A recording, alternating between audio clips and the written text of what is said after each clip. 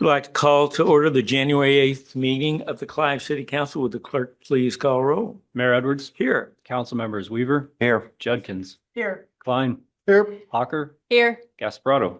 Here. Everyone is here. If you would all rise and join us in the Pledge of Allegiance.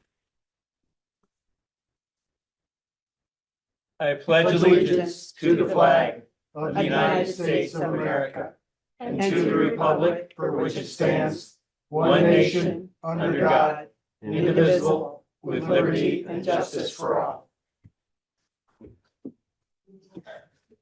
Next would be the approval of the agenda. I'm not aware of any changes. Move approval. Second.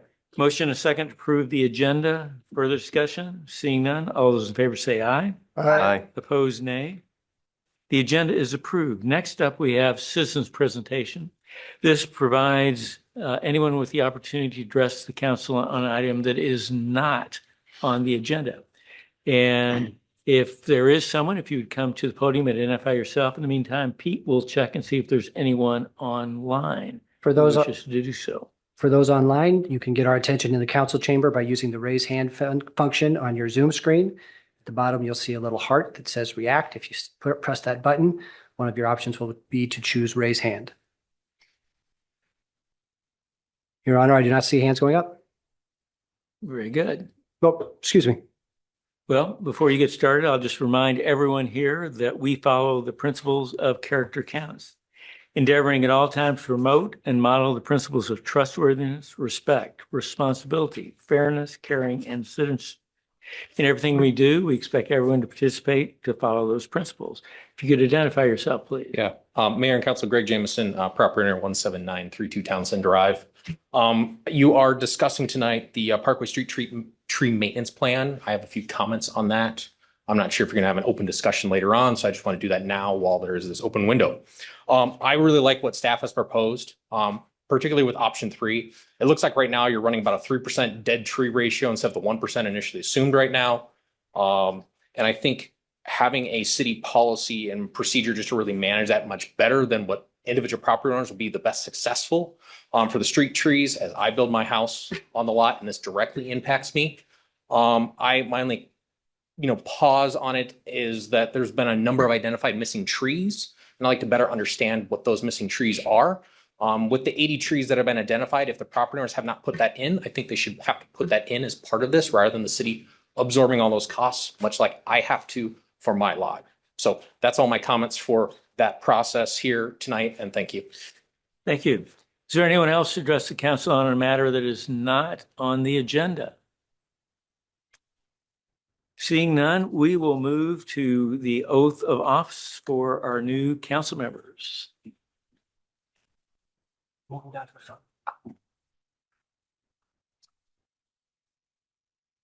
Pictures of what I have. You just got to slide down a little bit. Yeah. You don't want me here? I was trying to be gentle. Yeah. Yeah. Are we okay? Go, I'll get down there and let you know. Okay, so first of all, Matthew has to swear me in and I'll swear you all in. I'm good. So, It's fine. Stay steady. I, John Edward, do solemnly swear. Do solemnly swear that I will support the Constitution of the United States.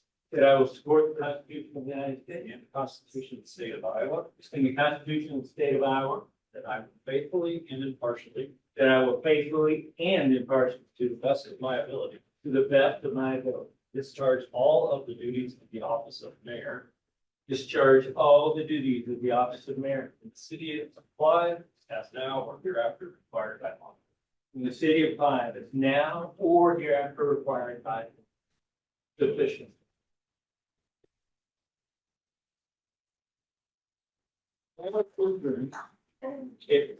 Step forward just a little bit forward so we can get a great picture and right under here. Stand up, show it right up here. Here. That's right. Here. Excellent. Okay. All right, if you would raise your right hand and repeat after me, and after I say I, say your name. Okay. It's the hardest part. All right. I, Eric Klein, do solemnly swear. That I will support the Constitution. That I will support the Constitution. Of the United States. of the United States and the Constitution of the State of Iowa, and the Constitution of the State of Iowa, and that I will faithfully and impartially, and that I will faithfully and impartially, to the best of my ability, to the best of my ability, discharge all the duties of the office of councilman discharge all the duties of the office of council member in the city of Clark, in the city of Clyde, as now or hereafter required by law. as now or hereafter required by law. It's official. Congratulations.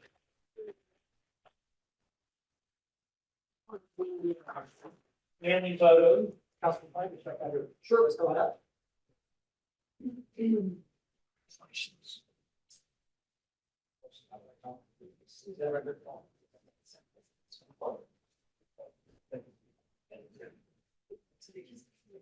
That's Brienne's first time doing that. I don't know. Just. In May. It's all different when you're doing it in front of people.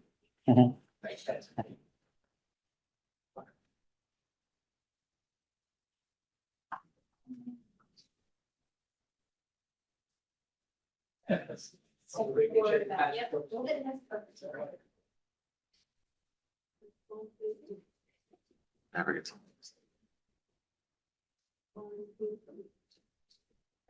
Thank you.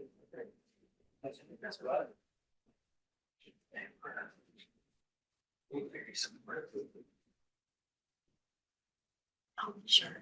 I did all one more. We'll take it from the camera and then we'll get out of your way so you don't take pictures too.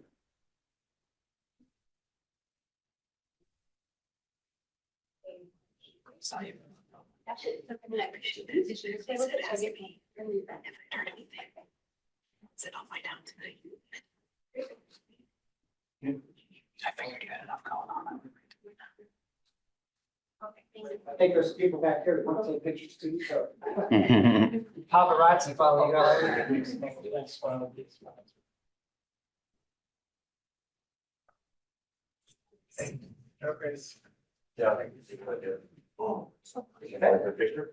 Sure, sure. Oh, that's right. I can set all of these. I know. This is full. We'll have this from the.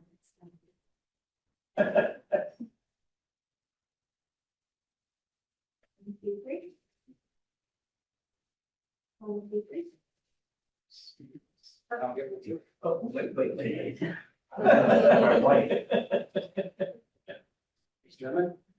Ted, do you want to say what it is? Oh, yeah. This is for 30 years of service for the city of Clive for John Edwards. Longest serving elected official in Clive's history. Dude. I thought Ted was going to say that. Sorry. It's no big deal. Just a thing. Yeah. And one of the longest in the metro area. If not the longest. Sorry, Ted, I didn't prep you on that part. Yeah, that's right. That's your fault, man. You do get a seat.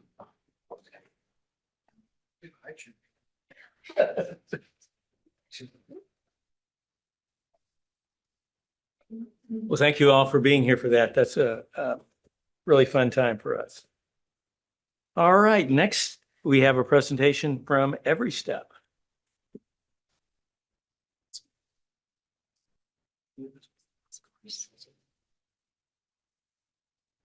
First off, I want to thank the council for taking a little bit of time to hear from us tonight. My name is Trey Wade. I'm the president and CEO of Every Step. I'm here with Becky Borgman and Molly Goslink, and we're going to talk a little bit about our Healthy Homes program. Before we do, just a real brief overview. If you're not familiar with Every Step is really an amalgam of multiple nonprofits that have all come together over the past decade around the Des Moines metro area. So if you've heard of the Kavanaugh House or Hospice of Central Iowa, Amanda the Panda, Visiting Nurse Services, those are all nonprofits that came together to really best leverage and utilize our resources so we could best support the community. We have over 20 programs. We support about 45,000 Iowans a year. And so we have a pretty wide reach. Today, we want to talk to you a little bit about our Healthy Homes program. It's a program that's really dedicated toward making sure that people can stay in their homes, that they have a livable environment, that they can be safe, and that homes in the community are maintained and appropriate for families, specifically for older adults and young kids. One of the things we're looking at as we end the tenure under HUD grant is how are we going to continue this program to continue to support people in the metro who need these services? And that's where you all come in today. So I'm going to turn it over to my colleagues here, and they'll get a little bit more into the details about the program and the impact we have. So what is Healthy Homes? At every step, we bring a longstanding experience to the work as a trusted community partner. We stay closely informed with the community health needs and our community partners and continuously adapt our services as the need in the community changes. We have been working with Healthy Homes since 2015. At the beginning of this project, we mainly focused on the East Bank project, which was directly focusing on asthma-related ER visits and wanting to reduce those. During that time, we did see a reduction in ER visits, which cost on average over $2,000, just in case any of you haven't been to the ER lately. And we saw children experiencing 6 more asthmatic-free, symptom-free days per month. Parents saw a reduction in work missed by over 70%, and children saw a reduction in school absentees by 64%. So there was a large success with these programs. In recent years, like Trey said, we expanded our services under the HUD grant to not only serve asthmatic families, but also childhood injury prevention and aging in place. With that grant coming to an end, we wanted to refocus back on what our expertise is and focus on that childhood asthma and injury prevention. Also, this program will serve not only to help the home and safety of the homes that we serve, but it serves as a catalyst into all of the 20 programs that we serve at every step in the community partners we all partner with.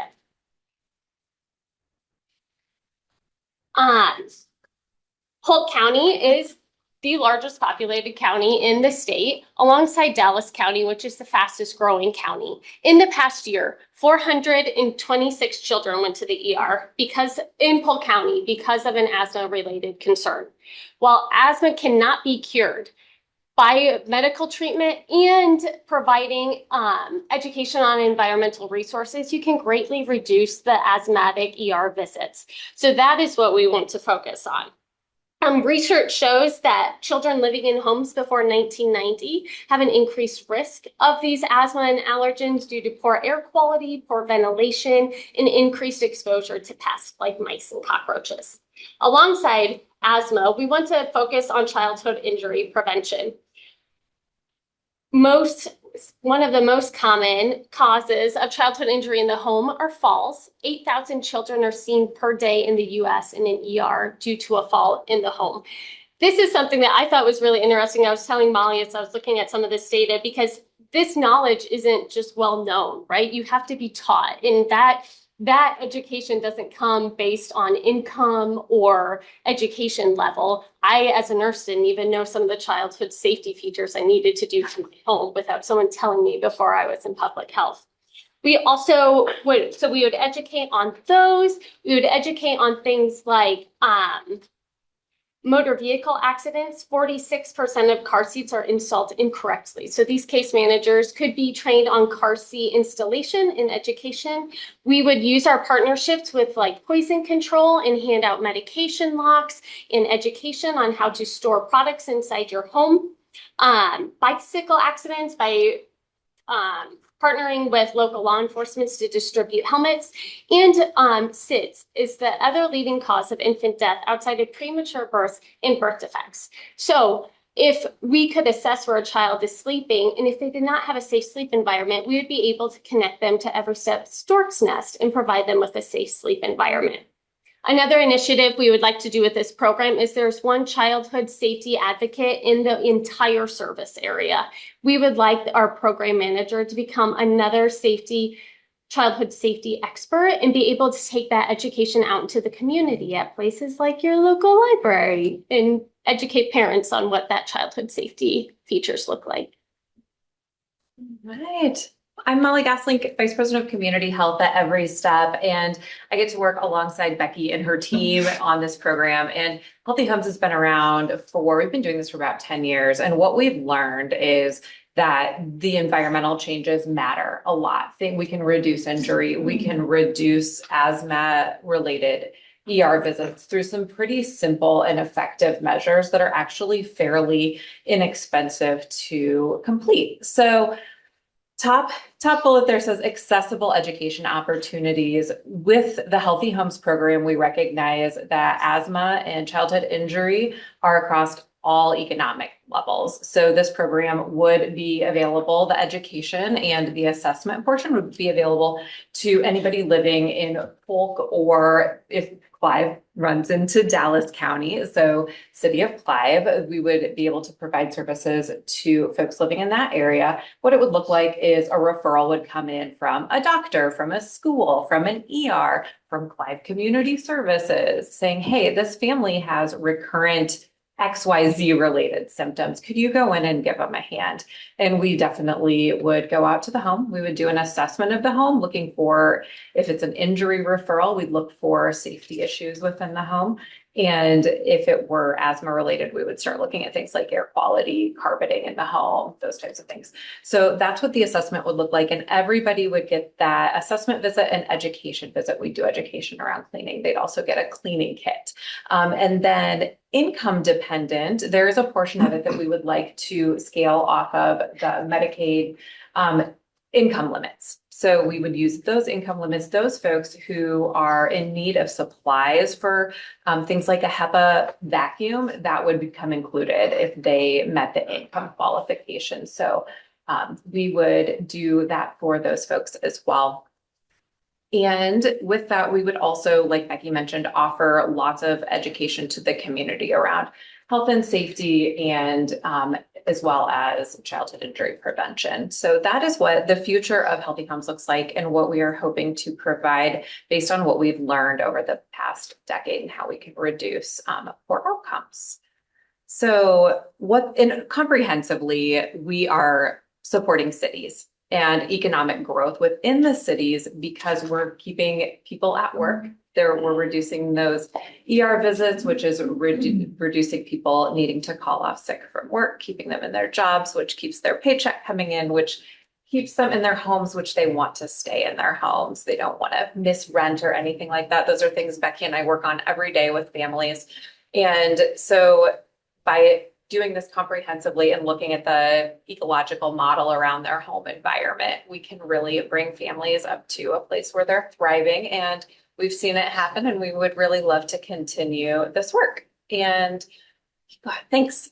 So what does funding for this look like? That's why we're here today, to talk with you about changing our funding model. We've been funded through a HUD grant through the US government for the past 4 years. That ends September 1 this year. And we looked at what we were doing with that program and realized that the smaller changes. So right now we're doing some construction, moving into more families where they're at. We're hoping to serve 300 families with this model across Polk County and the surrounding communities. And we can do that with what we budget at $261,925 is what our estimate is for that, including staff time, mileage. We will need some interpretation services, phones, program supplies. Program supplies is a big line item because that's where those cleaning kits come in, and then any needed items for the home safety or asthma supplies that might be needed. So breaking it down by city, we are requesting to be considered for a project population 0 to 25,000, which is where Clive falls into.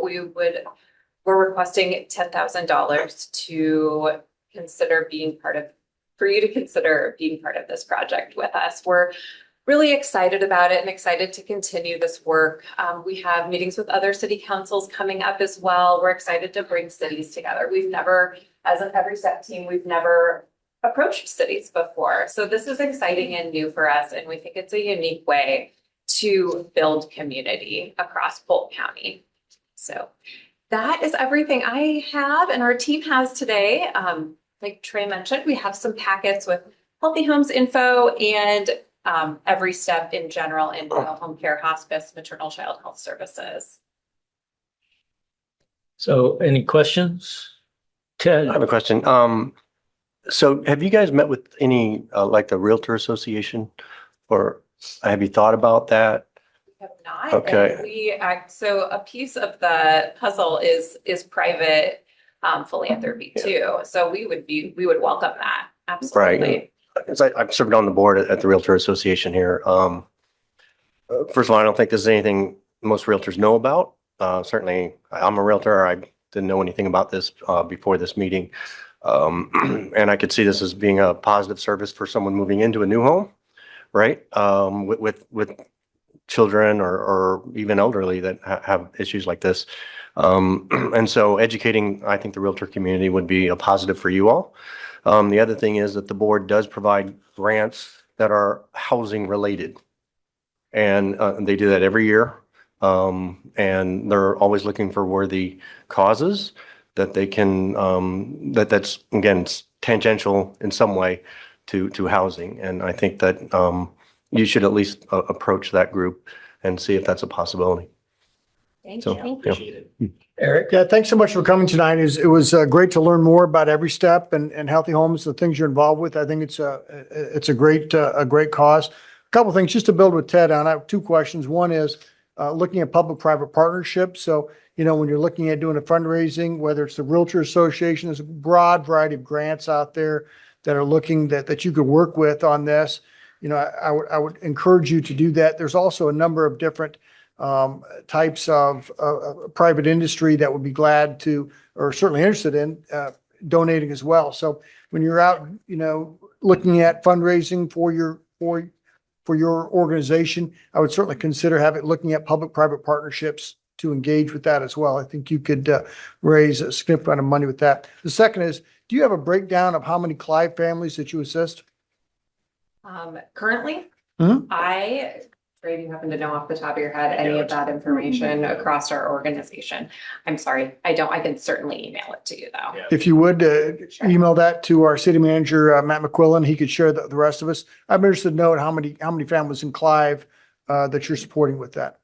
And that's what we, as part of this effort, working with the cities, we also want to hopefully get more referrals from different cities as well. Part of the uniqueness of the funding up to this point has been some of it is limited because of the funding and why we're trying to expand it to certain zip codes. So, what we'd like to do, because it's looking at certain grants and certain poverty levels, what we'd like to do is be able to expand it into more areas beyond those zip codes. But as far as Every Step in general, obviously we, serving 45,000 Iowans a year, I'm sure they're, Clive is a job environment. I'm interested in 50325. For, That's what I'm for interested this in. current, the HUD grant, they can only serve Polk County. Just. set We that there, have a which lot I'm of not Clive quite sure if citizens that's- in Polk County as well. You guys kind of sit right on that split. Yeah, we'll follow up. Appreciate that. Thank you. Any other questions? I do. Susan? Thanks for being here. I'm curious about the HUD funding. So is that ceasing? Was it a time limited grant in the first place? What happened with those dollars? Yeah, great question. It was a time limited grant of the 4 years. It also there has not been a new proposal submitted federal wise. So we are unsure of funding continuing forward, what that looks like from a federal government stance. And with the restrictions that Trey was talking about, we wanted to expand our services outside of the restrictions they put on the program. I'm just a little unclear about the sources of funding and what that might look like moving forward. Who is it who would submit another proposal? Does that go in from the state? We submitted it to. That's up to HUD. you. Yep, we Okay. submitted it to HUD and they have not put a new NOFO out at all. So Okay. we have been waiting. We were actually expecting it last fall. So when we didn't see it come out, and they've cut several programs similar to this, income-based programs.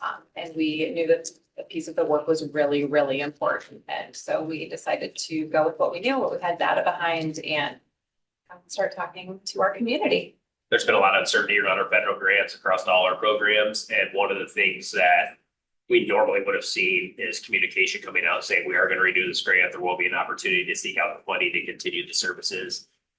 That could change, but we still might see something from HUD. It's it's been a little bit different the last year or so. But we're anticipating we'll have an opportunity to write something that they're going to continue. Okay, thank you. Eric, just to follow up to Susan's question, have you guys seeked out perhaps Congressman Nunn or either of our senators' assistance with this to find out what the status is? We have, yeah. So I spend time in DC every year to meet with all our folks in Washington to talk about all our programs as a whole, whether it be our hospice program or maternal child health, Healthy Homes. So one of the things that we're in constant contact with is usually their health policy folks to talk about, can we continue to advocate for the funding, have wonderful relationships with all of them. But again, the grant world's a little choppy right now coming out of DC. Other questions? So Matt, for this to be considered, do they need to submit something for our budget process or? This is a kind of a little bit out of normal process for us. I know the community development staff has met with the folks to learn a little bit more about the program. I think it's something that two ways I see it is can be discussed during the budget process because the community development staff will also be discussing with you housing programs in general in the community of Clive. And also I kind of refer back to our previous council meeting and I know that was related more to homelessness specifically in terms of the Housing Solutions Alliance, but I think there's this broader question of the role of cities in the broader regional housing discussions. And does this fit in with that model? And is it the right fit for cities? I think that's a question that policy question for the council and a question for the region, and is Every Step's request something that's also in that mix more as a regional entity, similar to what we've talked about in terms of how Bravo functions as an entity to serve arts and culture grant organizations. As the council's aware, you had a number of these types of presentations from arts and culture groups 15 years ago before Bravo existed. With some of these tensions coming from the federal level of lack of funding in certain housing areas, homelessness, housing in general, is there time for a more regional approach to that effort as well? I think that's an outstanding question. I don't know if Councilmember Jetkins wanted to comment on that, but that's something that still needs to be sorted out. It definitely is something that the Housing Solutions Alliance is considering. We have our next board meeting next Tuesday and then a retreat the following week. So a lot of early conversation is going to be happening there. And thank you to City Manager Matt McQuillan, who sought a meeting with Doug Romig, who's running that program, to help push this along to encourage insight for us on what may be handled on a regional basis. Thank you, Susan. Anything else? Well, thank you all for being here. Thank you. Appreciate it. Good luck. Next, we have a process improvement from the police department. Chief? Once my assistant gets here to set things up for me, we'll be ready to go. Yeah, so Jim. Well, just to get started, Mayor Council, some of you may remember a few years ago, we did a process improvement on our tracking of warrants and how we request those warrants through the system. For the new council members, back in the day, we would just apply for arrest warrants. They would come in and they kind of went wherever. We didn't have a way to track them. So we adjusted that process to track those warrants. What that did was build up the amount of warrants that we have in our system, the amounts of the warrants that we keep in our warrant file. So that had become an issue. So we've developed a new program for purging warrants, and along with that, purging of the video that we've been storing. So again, cases would come in, there was no records of warrants being applied for. It was just kind of whoever took the case would apply for the warrant. We changed that process, put some tracking with it so that there was some accountability. Was criminal investigations filing for these warrants, was patrol doing it, those types of things. With these warrants coming in and not having them tracked, we had some unknown status on some of these charges. We weren't aware if warrants were being served or not. Some of them were being misplaced. That obviously is an issue. So we made those changes. to better track that system.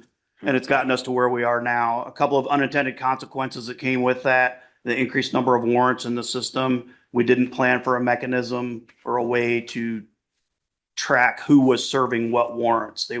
They now come in, we get them entered into the Westcom system, and they sit in a file until somebody is located. Occasionally, an officer will go out searching for somebody that has a warrant. But by and large, there's not really a good way for us to track what has been served and what has not. So that led to this inundation of warrants, this excessive number that we had. Over long periods of time with these warrants not being served, that led to some stale charges and cases that couldn't be prosecuted anymore because we'd reached statute of limitation issues, issues where people were no longer in the area. They moved out of state. They're outside of extradition limits and things like that. So those are some of the issues that we had to address. Raised two issues for us, really. The first was the need to purge some of these records. So we started some reviews of all of these warrants that we had in the system, looking through what are the stale charges, what are the ones that are outside of extradition, things of that nature, and started working with the Polk County attorney to try to recall some of these warrants and get them removed out of the system so that they're not bogging us down. And you can see some statute of limitations parameters here, but the simple misdemeanors are the biggest issue that we have.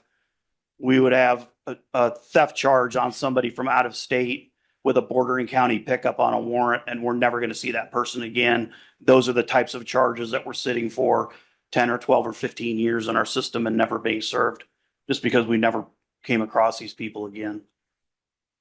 So we wanted to address that. The second issue was the retention of the video evidence that we had. You'll recall a couple of years ago, we switched from our L3 system, which was an on-prem server for all our video storage, to the L3 system. To the GTAC, which is a cloud-based storage. So now we've got two different systems with video on these different systems, and a need to keep some of it, but not all of it.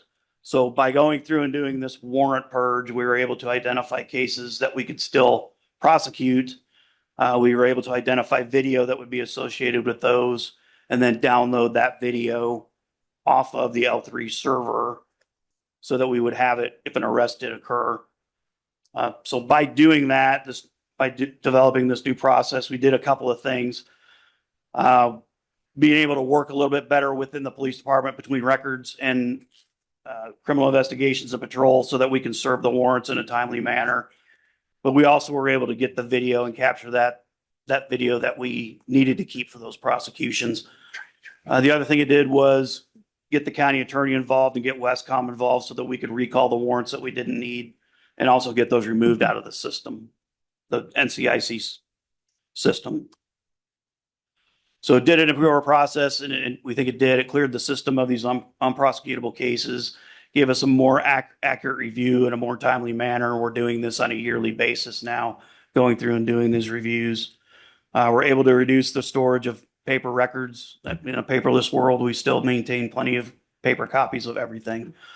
And it also lessened the chance of sound-alike hits. So sound-alike hit is if I run a person that has a similar last name and a very close birthday to you, a hit on a warrant might come up and cause some delay to where somebody's going when they don't need to be delayed. So that helped with that process as well. But the biggest thing it did was allow us to repurpose the on-prem server. I think IT has some plans for that at some point. The other thing it did is allow us to be able to get ready to resell that. Remember that big burner that we have with all the discs? I think we have over 12,000 discs in storage right now. We're going to be able to resell that at some point and recoup some of the costs that was associated with that. So at the end of the day, we have less paper copies of warrants. It's improved the process for everybody. And just so you're aware, the warrant process is I request a warrant, it gets approved by the Polk County attorney, a judge has to sign it. It then has to go to the county clerk's office. A criminal number gets assigned. It gets mailed back to the city of Clive. We send it over to Westcom and it gets entered into the system. So it's pretty cumbersome.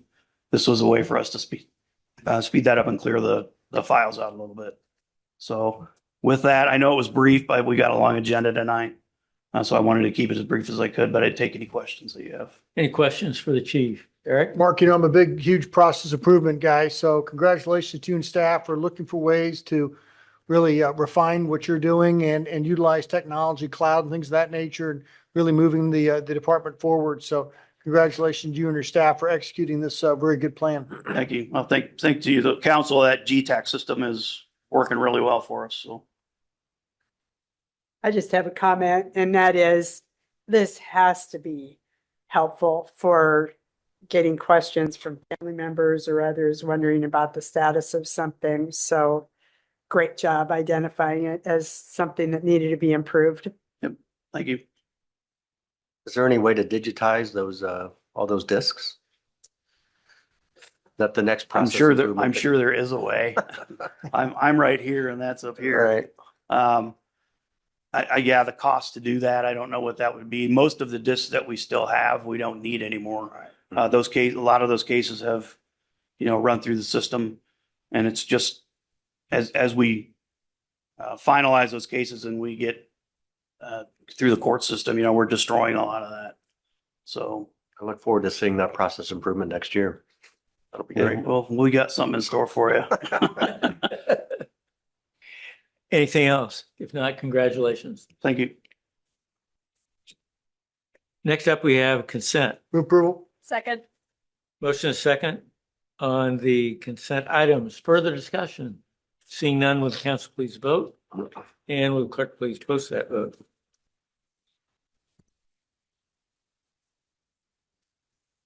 And consent items are approved by a vote of 5-0.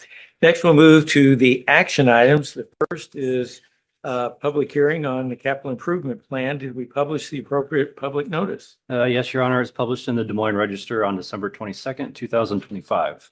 Thank you. Liz? Good evening. So after the public hearing, we have for your approval this evening, the final production of the 2026-20 through 2030 capital improvement plan for the city. We went through a lot of detail on November 20th. We do have a plan of over 165 pages for your review. $121 million plan for the next 5 years invested in Clive. It's awesome. So I'm not going to go through that information individually since we did that in November, but I just wanted to let you know that we had no significant changes that we made to the plan since the workshop. So with that, I would answer any questions. Otherwise, staff is recommending approval. Questions for Liz? Otherwise, I'll move to close the public hearing. Second. motion is second to close public hearing. Further discussion? Seeing none, will the council please vote? And will the clerk please post that vote? That passes by a vote of 5-0. I'll move to resolution approving the 2026 to 2030 capital improvement plan. Second. Motion is second. Further discussion? Seeing none, will the council please vote? And will the clerk please post that vote? That passes by a vote of 5-0. Thank you, Liz. Just plug it in. Yep. Next up, we have the Little Walnut Creek. We had previously published the public notice on that, so we're just continuing the public hearing from last time. Is that correct, Matthew? So, Richard? 1 second here. I want to get a map up so I can kind of help describe what we were talking about last time and give you a little bit more direction before we ask for you to take action on it.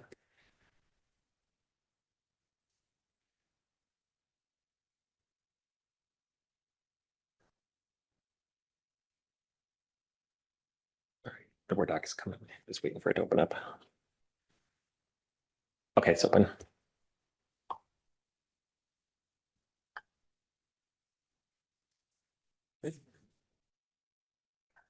All right, just a quick refresher on this. What we are asking you to do tonight is to approve a contract to begin the large woody vegetation removal as part of the next phase of Little Walnut Creek projects. So up till now, we've done work east of Alice's Road. This will be the first step in moving west of Alice's Road. So we'll be asking you to approve a contract to remove large woody vegetation. So that means trees as well as understory such as honeysuckle and other shrubs that are undesirable from about 84 acres between Alice's Road and Warrior Lane. This is kind of the first big project that will be used as part of the creek stabilization work, as well as the future trail corridor that we'll be using here after all the creek and the eco restoration work is done. One of the reasons we had asked the council to continue this item tonight was we wanted to get a little bit more clarity about whether or not we could award this contract before the mitigation bank was approved for this area. And just a quick refresher on the mitigation bank. What we're hoping and intending to do here is create some restoration of the creek as well as some of the land around it that's restored to a certain standard that then allows the city to either use credits that are established as part of a mitigation bank or sell them to help kind of fund some of the investment that we're doing here. So it's an opportunity to get some of the investment back that the city's putting into restoring this area here. And we just want to be extra cautious that we didn't award a contract and start doing work before this bank was approved and then potentially lose some of those credits or some of the money that we could potentially get in the future. So we've done some of that research. We've been able to find a little bit more information. We don't want to do work within any of the banking areas before that bank is approved.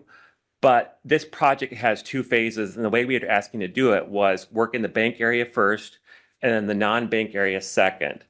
We found that we can wait for the bank to be approved to do that work there, and we'll just switch phases. So that's what this map here in front of you is. This shows, oh, sorry, I hit the wrong way. The green, red, yellow are all areas that are part of this work project. So you can see stretching from Alice's on the right-hand side to Warrior on the left-hand side. What we originally had planned to do was work in the areas in green on the bottom left here. That's within the bank. All the areas within green are within the bank. And so because the bank has not been approved yet, we don't want to work in any of those areas to jeopardize any of those potential future credits. So what we're recommending is still move forward with the contract tonight, but work in the non-bank areas, which is the areas outlined in kind of the blue hatch, but prioritizing the area in blue hatch with the little red rectangle around it. That still allows us to move forward with the project, does not delay any of the schedule to do the restoration work, then do the creek work, and then get the trail installed in there in the future. So our recommendation would be to move forward with the project with HDS LLC for $1.795 million. Start in what would have been phase 2, and they'll get going right away. And then that gives us time before phase 2 would have started this fall to get the bank approved and still move forward with this project. Thank you, Richard. Questions for Richard? Eric? A couple questions, Richard. Yeah. One, when do you think the bank credits will be approved, and what kind of figure are you looking to come back to City of Clive?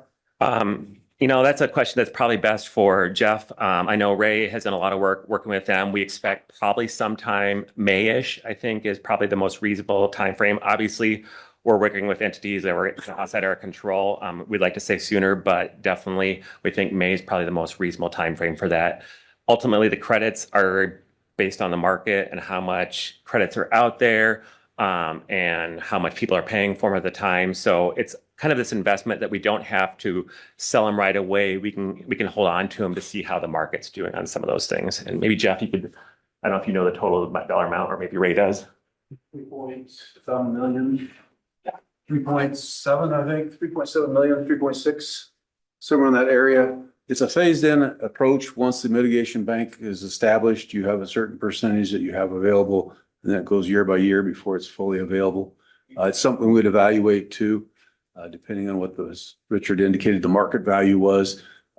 If there's a lot and the market's high, the cost per unit is low, and it may be better to hold and wait until we can get a better price for what we have available. So it's not something we jump on right away necessarily, but it comes in phases throughout the establishment. I believe it's a 5-year period about by the time you get through it. Sure. Do they come with any expiration? No, once it's established, you have them to sell as long as they're available until you've sold them all. Gotcha. Okay. But it does come, Councilmember Weaver, with expectations on maintaining the bank in terms of maintenance. So it isn't something where you just do the capital cost and leave it, forget it. Right. We have to actively keep it in a certain condition to maintain the bank. And do we have a sense for what that cost would be? Those are all the numbers that we're putting together in terms of the cost benefit. And those are some of the applications that we're playing out with the Army Corps that will come back to you all, because the council will ultimately have to approve the actual instrument application, our final instrument itself. And those are the details that we'll come back with. Our hope is that, City of Clive has been doing stream bank stabilization now for a number of years. Staff looked at this as an opportunity to kind of use some creativity to figure out how can we use this Greenbelt reinvestment as an asset for future stabilization. So whereas the city's fronting the cost and investment for the stabilization in this area, can we see some return on an investment, and that can be then reinvested in other parts of the Greenbelt that still haven't yet been restored or stabilized. And so this is instead of just investing, can we see some return on that investment? And this is one way to do it. But it does come with some other commitments along with it. But these are maintenance. There'd be certain levels of maintenance that would go maybe a little bit above and beyond what we would do as a city anyway. And so we're also getting credit for maintenance that you all have invested in terms of our staff to take care of the Greenbelt after we've invested. Quick follow-up question. So Richard, 2,750 trees it's a big number. Yep. And I know a lot of citizens are going to be concerned with the trees coming down. Mm-hmm. How do you mark those trees? And I'm not sure I've got a great answer for that, why we'll be removing all those trees. What type of trees are removing and why is that from a real 1,000-mile look? Yeah, so a couple different things here. One, a lot of these trees are invasive in the sense that if we don't manage this area appropriately, this area for a long time was grazed by cattle and other things before this was purchased for development. So once the cattle stop being grazed out there, the most easy to grow trees that you can ever think of take in these places and really take over. So all you have left is mostly those trees. So that's why there's so many trees that are going to have to come down. They're mainly Siberian elm, tree of heaven, as well as some remaining ash trees, as well as mulberry trees. Pretty typical of what we see, kind of trash trees along corridors like this that haven't been managed for a long time. So it'll be getting them out of there. It'll be then saving the good ones that we want to have in there. And then following this, we'll have additional projects to come back in and replant.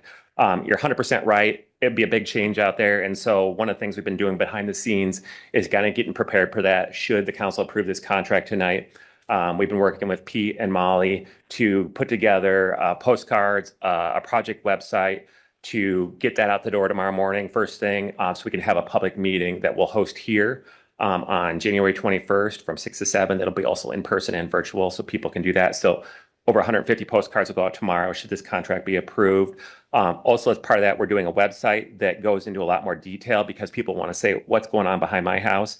So one of the things Ray and the GIS team put together this really cool GIS map that allows people to zoom in and see specifically behind their house. And I'll bring that up here real quick.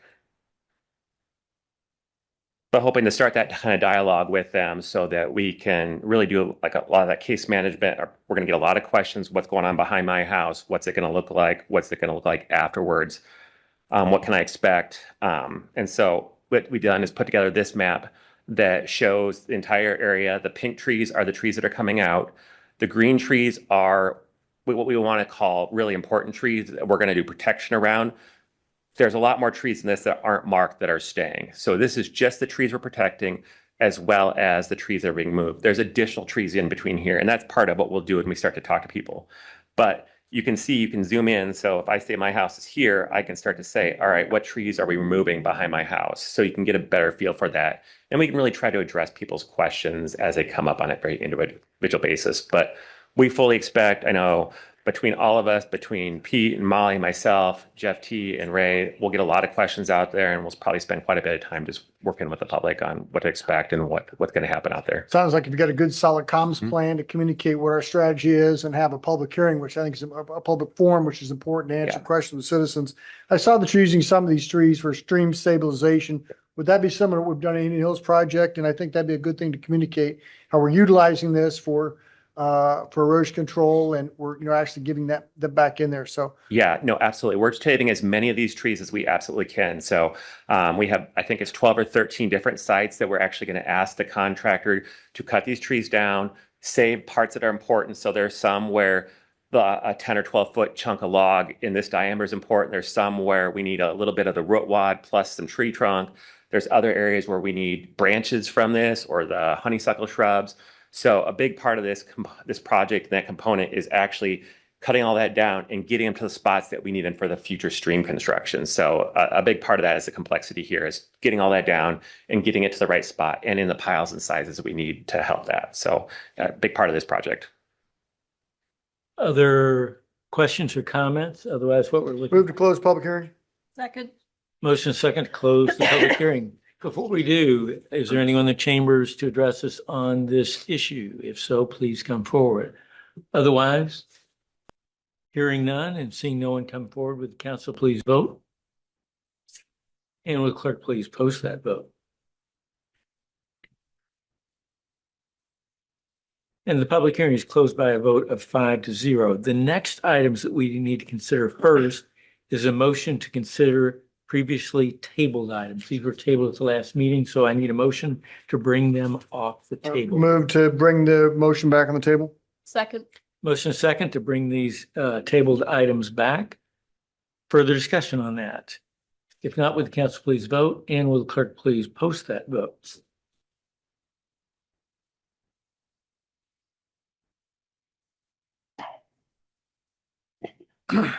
And that passes by a vote of 5-0. So these items are off the table, beginning with item A, approving plans and specs. Move the resolution approving plans and specs. Second. Motion second to approve the resolution approving plans and spec. Further discussion? Seeing none, will the council please vote, and will the clerk please post that vote? That passes by a vote of 5-0. Move the receipt of bids. Second. Motion second to receive the bids. Further discussion? Seeing none, will the council please vote, and will the clerk please post that vote?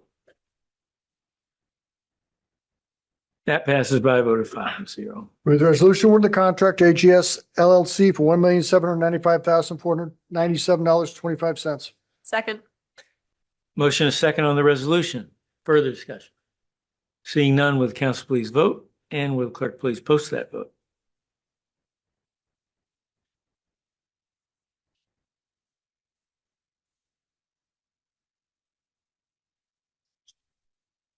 That did pass, Mayor.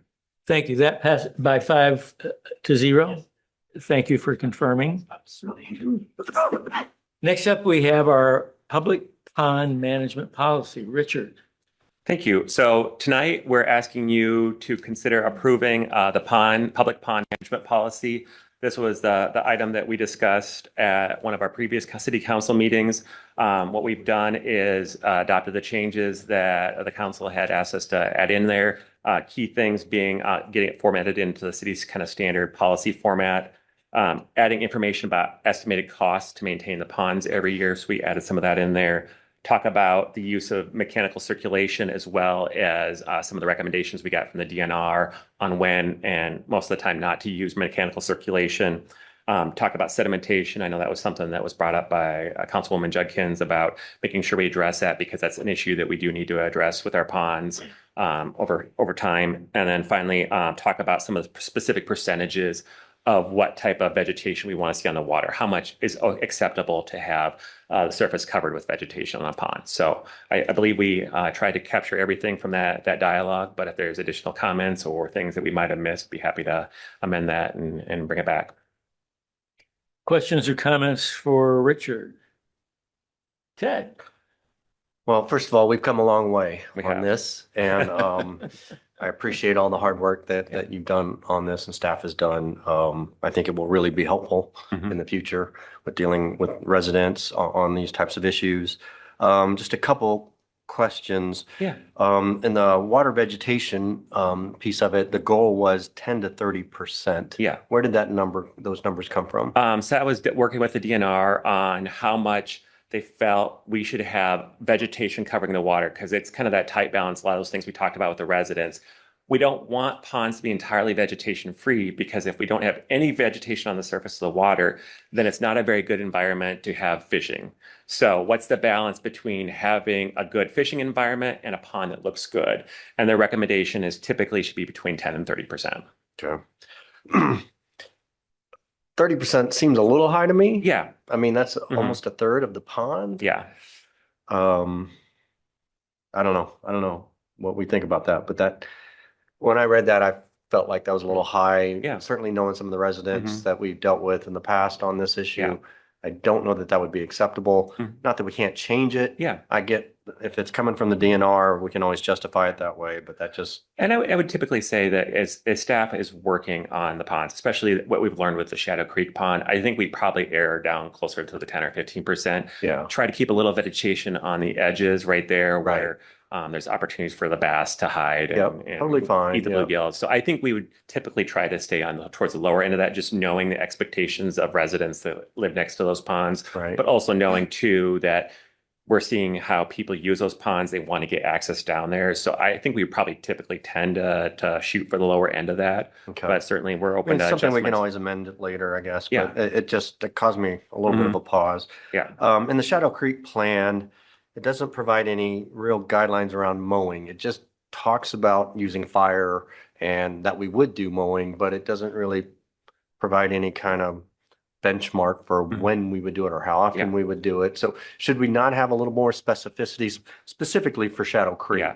So typically, I have to dig that out and recall exactly what we did. But once we get to the point where we're about this established with the native landscape, we only do it on an as-needed basis. If we need to knock down an area that's getting maybe an area of thistles that's starting to grow up, it's really going to be on an as-needed basis. Otherwise, we're probably not going to mow that very often, if ever.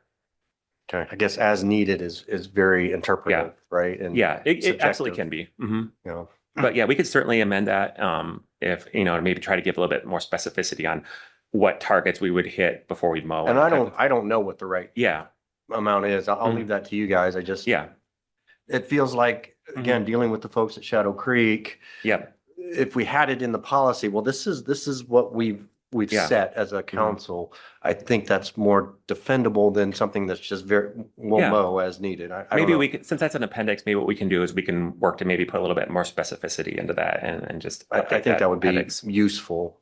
Yeah. Be careful with too much specificity. Yeah, I mean, I yeah. think we need to give staff flexibility when dealing Absolutely. with this. 100%. That's why I like that kind of that 10 to 30. I like it on more the 10 side, but Yeah. we have to have flexibility in this Mhm. policy or we're gonna really hammer ourselves. in. I agree. I don't want to box this in. Yeah. I just feel like we need something a little bit Maybe more. we can just give a little bit more with the information residents. about what triggers us to be Yes. mowing. That still gives us the flexibility, but gives people who read that plan an ability to understand, like, okay, when this happens, then they'll mow. Yeah, I think that would be good. Yeah, we could absolutely do Okay, that. thank you, If the Richard. council's comfortable with that, we can tweak that a little bit just administratively in the appendix. Okay. I wouldn't stop you from doing anything. Yeah, you we wanna can still do pass tonight. it. Yeah, I'm good with Yeah. that. Yeah.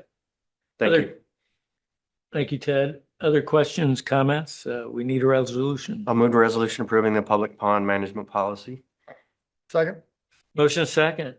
Further discussion? I do have one comment. Yes. And that is, I appreciate this. I'm going to vote for it, but I don't know whether it's better to bring it up now or under the next item. But we have a pond off of 181st Street called Creekside Pond. Mhm. And I'm thinking we may want to change the name Mhm. of that pond. So as we move to approve this, I'd at least like to have that caveat that I think we might be changing that. Yeah, it could be good. Good to use point. them. Yeah, that's a good point. Yeah. Because they're not near each other. Right. So. Good point. Okay, we've had a motion and a second. Further discussion? Seeing none, will the council please vote, and will the clerk please post that vote?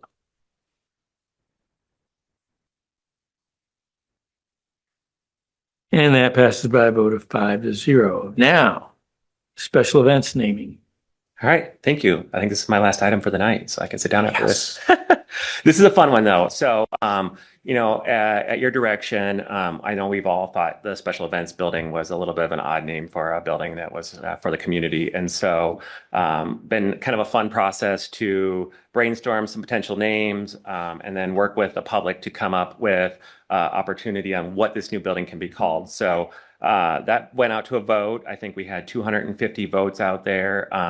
Almost 40% of them voted for the Creekside Pavilion, with the second being the Clive Creekside Center, the Canopy, Oxbow Pavilion, and the Pavilion.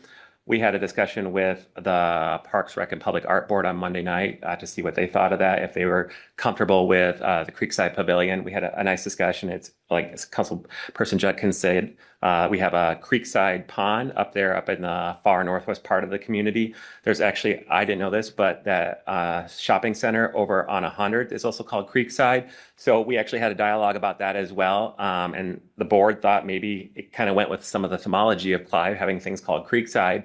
But we can certainly, if the council wants us to, we can look at a different name for that pond up there in the Shadow Creek area. The only reason the pond is named that is because we picked the closest street to the pond to get the name up there. So that's why you have Valley View, that's why you have Tanglewood, and that's why you have Creekside. So other than it being close to the street name, there's nothing tied to that. And we can certainly look at a different name if we want to. But based on the Park Rec and Public Arts Board, they're recommending that it be named the Creekside Pavilion based on the public vote there. I know one of the things that was talked about, and I think maybe the mayor mentioned, is, one of the things we try to do at a lot of our things is theme it with Clive, so like the Clive Aquatic Center and those things like that. So looking at the name and how they put on there, we certainly can do things like that as well, and figure out how to best use that and make sure that we keep up with the theme and the branding for the city. With that, I'd be happy to take any questions. Any questions for Richard? Otherwise, we just need a resolution. I love the name, so I will move to resolution approving the new name for Special Events Building. Second. Motion is second. Further discussion? Seeing none, will the council please vote? And will clerk please post that vote?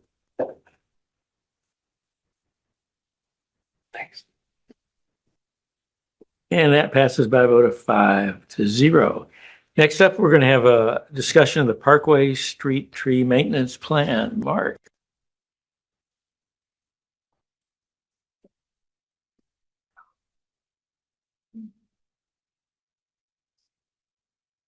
How do I bring? Yeah, thanks.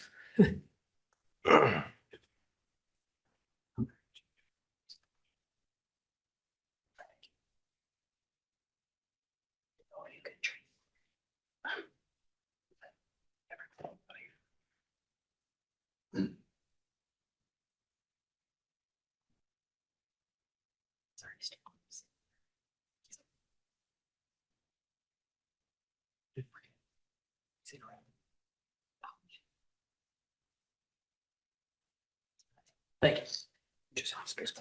Thanks.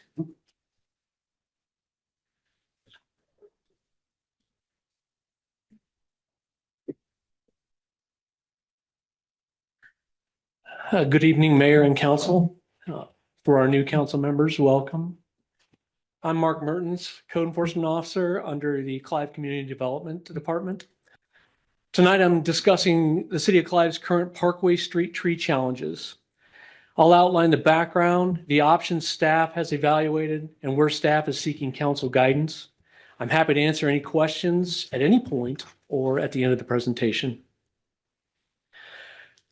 Designated parkways, streets in Clive.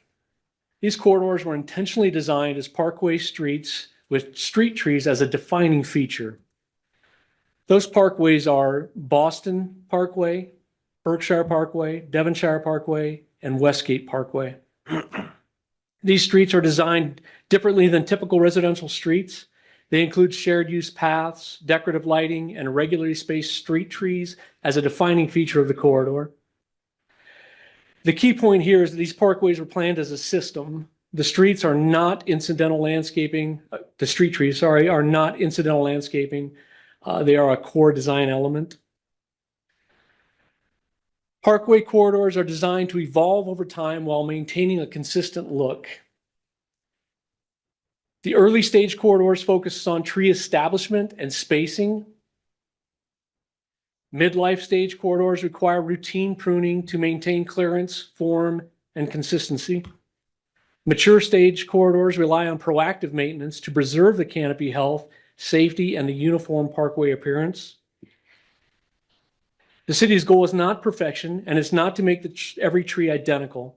The goal is to preserve the consistent rhythm, spacing, and canopy presence that reflects the original parkway design intent. So why parkway tree management has become an issue? These trees are located on private property, but within the city improvement easement. While the parkway concept has been very successful visually, long-term maintenance has become increasingly challenging. Under the current model, maintenance responsibility falls entirely on the property owners. Awareness, financial capacity, and willingness to maintain trees varies widely from property to property.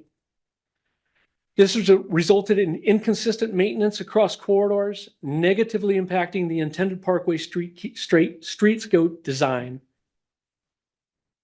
So what are the current conditions that we have observed? As a result of the current system, staff is observing issues that are no longer isolated.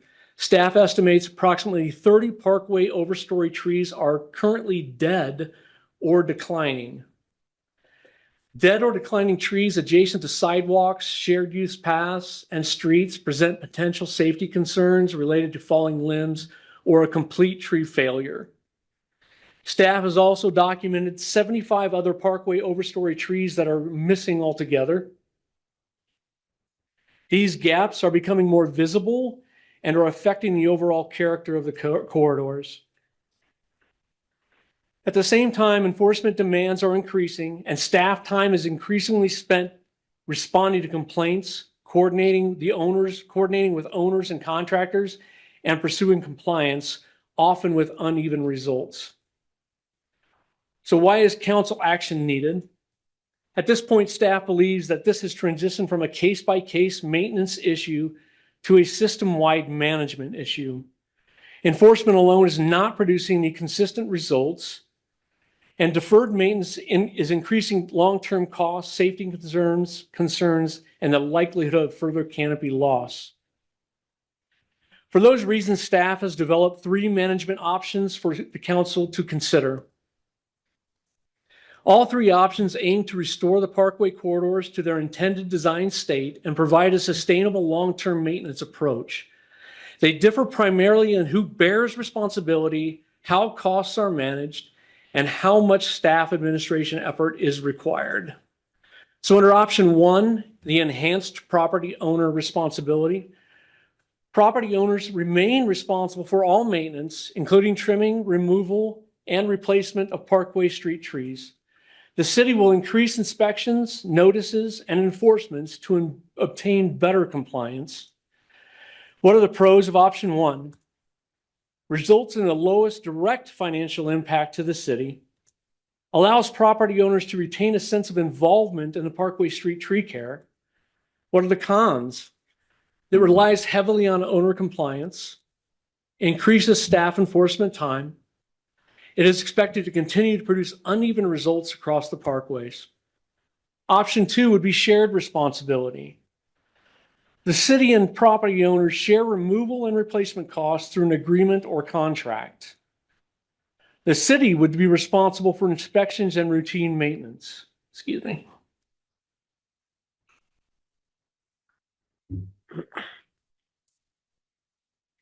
Staff will explore grant opportunities, volunteer assistance, programs, and other resources to help offset overall program costs.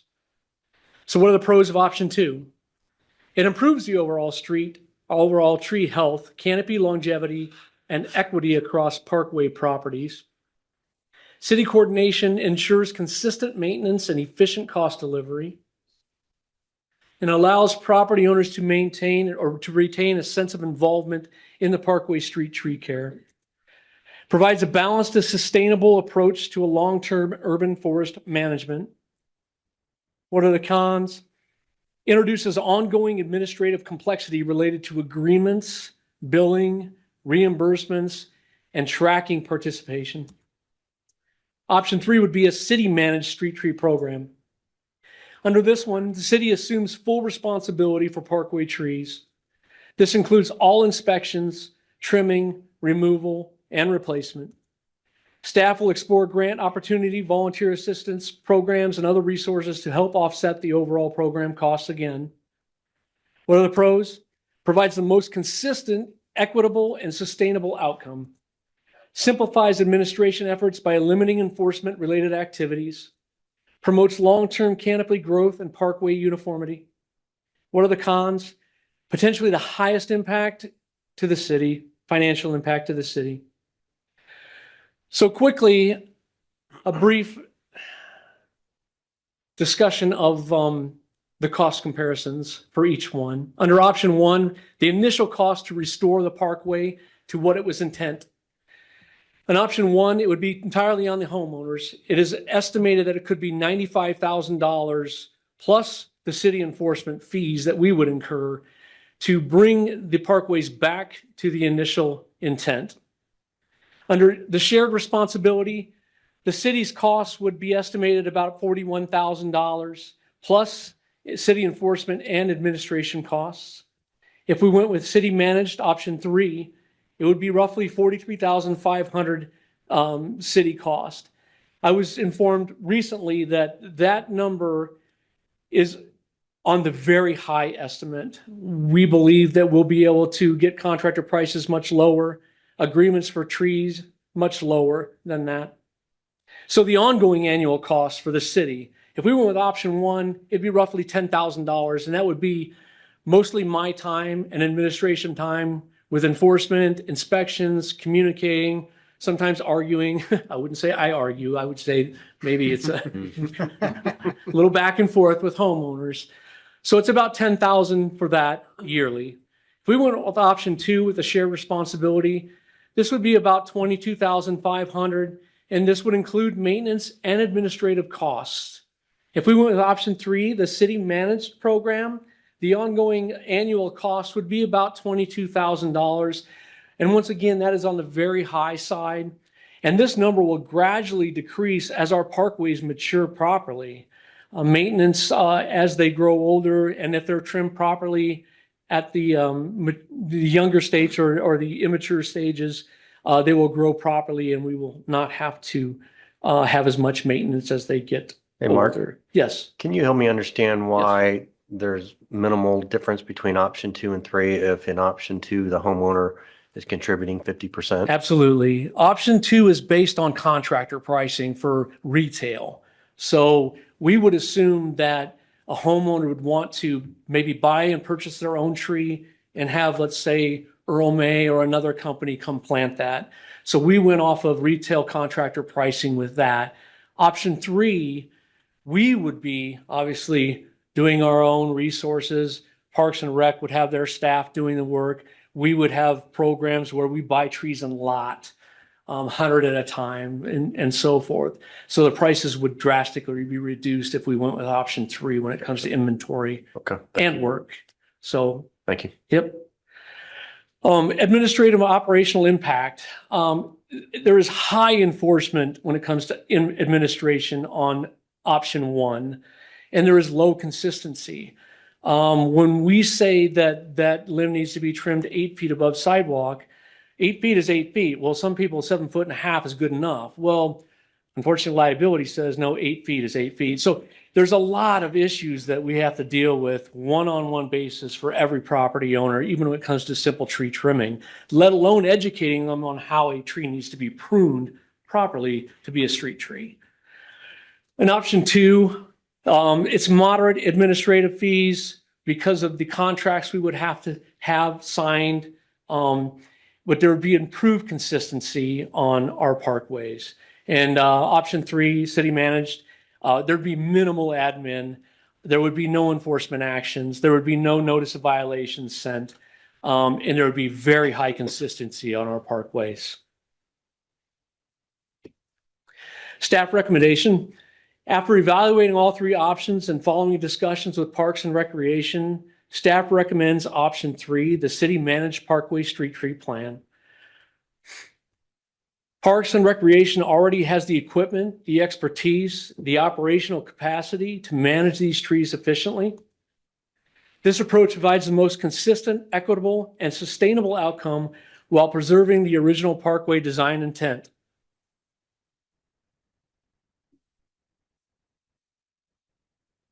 If council agrees that option three would be the best approach moving forward, staff will pursue grant opportunities and volunteer assistance for appropriate activities such as tree planting, while ensuring that specialized work remains handled by trained staff and contractors with the Parks Department.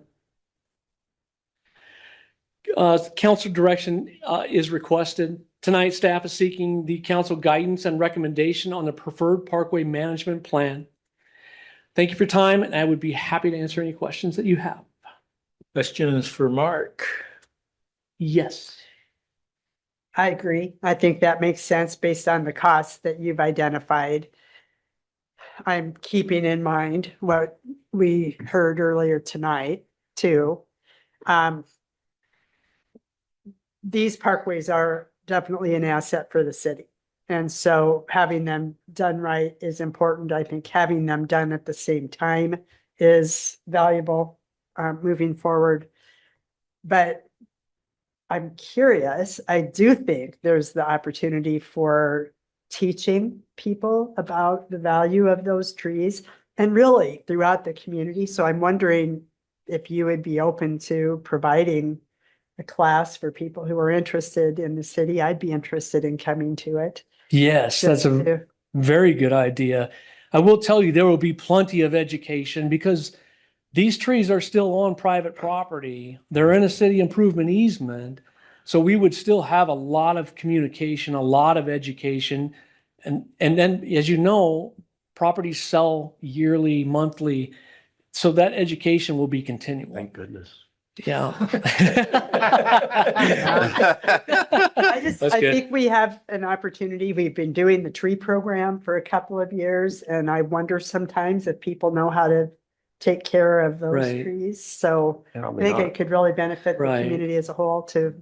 I would offer also that. state that we wouldn't force someone not to take care of their own trees.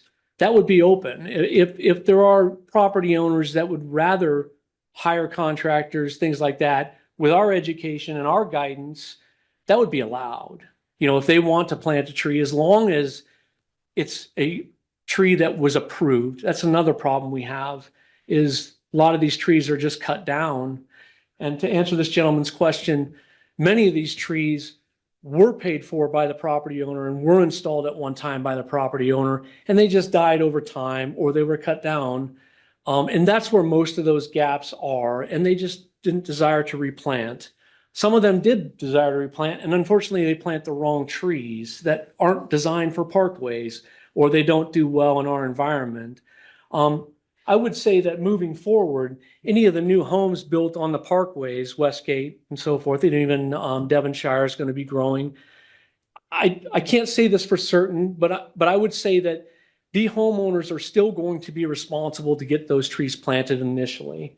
I think it's going to be on them to do so because it's always been that way before a certificate of occupancy is granted.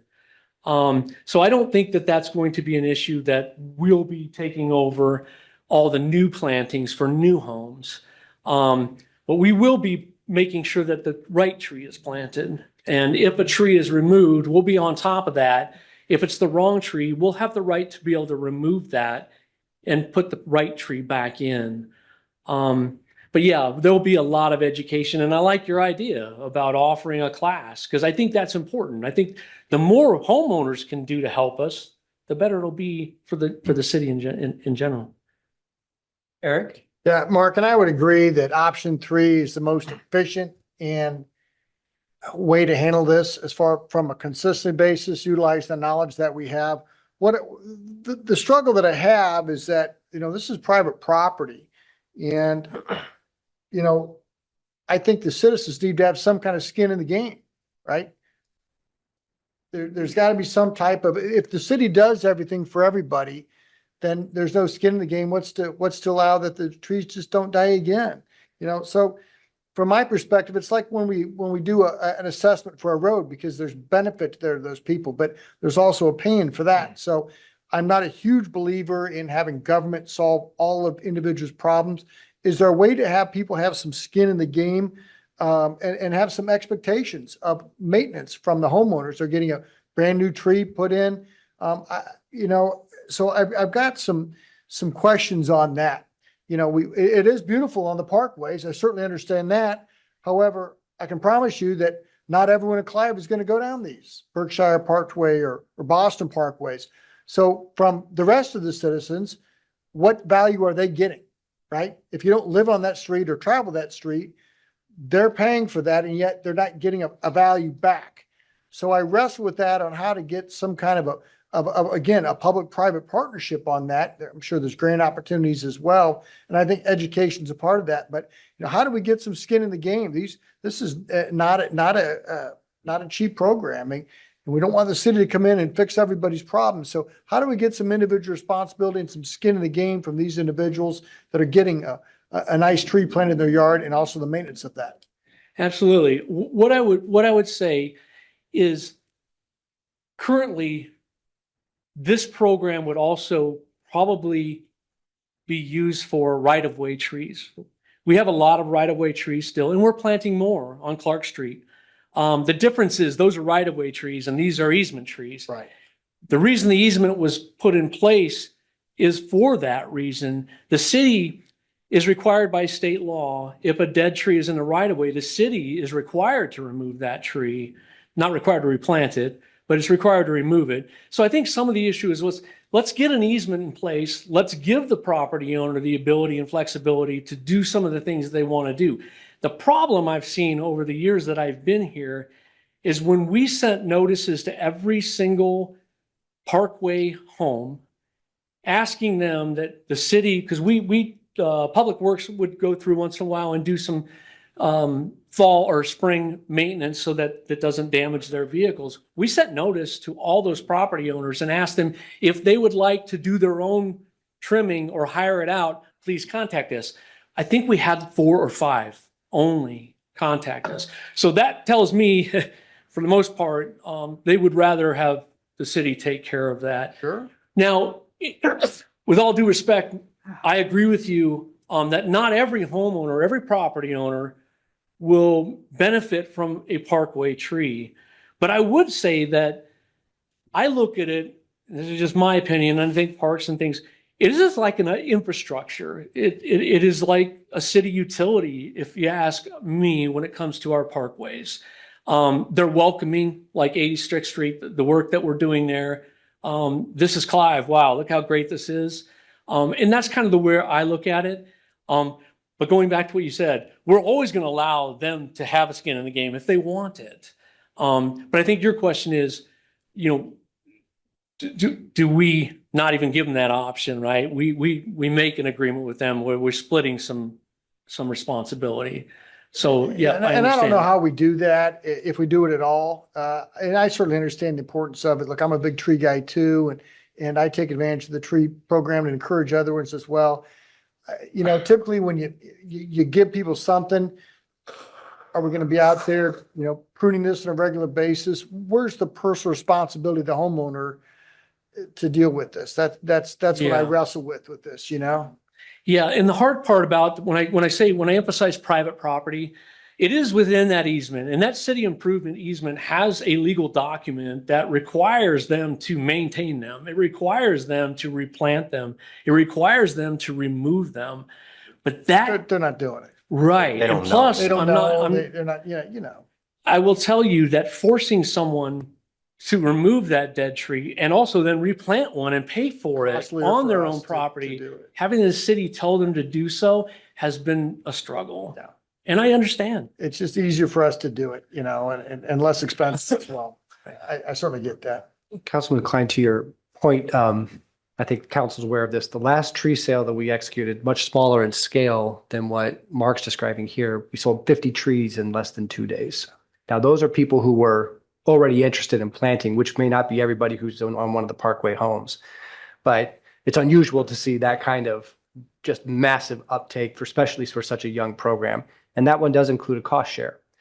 And so from a storytelling standpoint, we'd have different stories to tell depending on which approach you choose to take on this one. But we do have significant evidence that the city, when we put that call out before, has had a really positive response from residents. And I know we've talked about that program and perhaps doubling it too, Pete, with the large demand. I just think that if we're going to do this, we need to let those people know, hey, you're getting a free tree here, and the city's going to plant that. The city's going to take care of it. This is a great asset. Can we get you to, here's what we expect of you, to pruning and things of that nature. 8 foot is the limit, to have some kind of a good public-private partnership on that. So individuals receiving this benefit, and it is a benefit, also have some personal responsibility, upkeep, and things of that nature as well. I would add to that too, Councilmember Klein, that I think as the staff has laid out, there's some volunteer opportunities. And I think that the folks living adjacent to these areas would be the first area that we would target and say, if the council's supportive of the option 3 here, that they would be the ones that we would target to say the council's willing or the city's willing to invest in this space. And why don't you volunteer and help with tree planting, for example? And that also then opens up the door to the educational conversation about proper way to prune trees once they're in. Our staff is out there interacting with the volunteers. Maybe there's, education opportunities on site. If we could get folks along the parkway when they know maybe that's our entry into the conversation. And I think the city is also maybe a little bit more better positioned than these property owners trying to come together collectively to seek grants. That's the thing that interests me the most in terms of the initial capital cost. If we're able to really knock that number down through grant opportunities, which you all know there's tons of tree grant opportunities out there. And I think this is a compelling story to tell in terms of a city taking a leadership to reinvest in this parkway. We could knock that number down pretty far where maybe the initial capital cost is much significantly lower than what you see. And that's another good story to tell with volunteerism. So how do we activate those adjacent property owners through that? I think that's the right path, Matt, that volunteerism and community education, in addition to grants, I think that mitigates a lot of my concerns.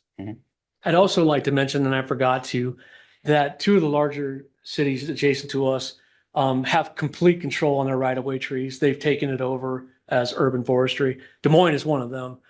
They actually have a permit system too that homeowners can apply to plant a tree. But Des Moines has taken over complete control of right-of-way trees. I consider these trees right-of-way trees, even though they're in a city improvement easement, because that's how it is intended and meant to feel. And I believe West Des Moines is the other one. So I think slowly communities are starting to understand and appreciate these trees and how important they are. And I completely agree that involvement with the property owners is important, and getting them involved would be great. Mark, am I correct that for both West Des Moines and Des Moines, that part of the way that they're managing that too is with a partnership with Trees Forever? They have multiple partnerships, actually, correct, yes. Okay.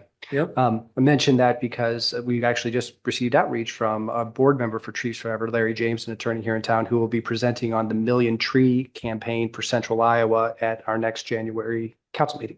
So potentially learn some more there. Yep, good. Ted, did you have something? Well, yeah, I mean, I hear what you're saying, Eric, and I certainly understand some of your concerns. I think a lot of it comes down to what's our goal for these parkways at the end of the day. They're very distinct. They're very unique.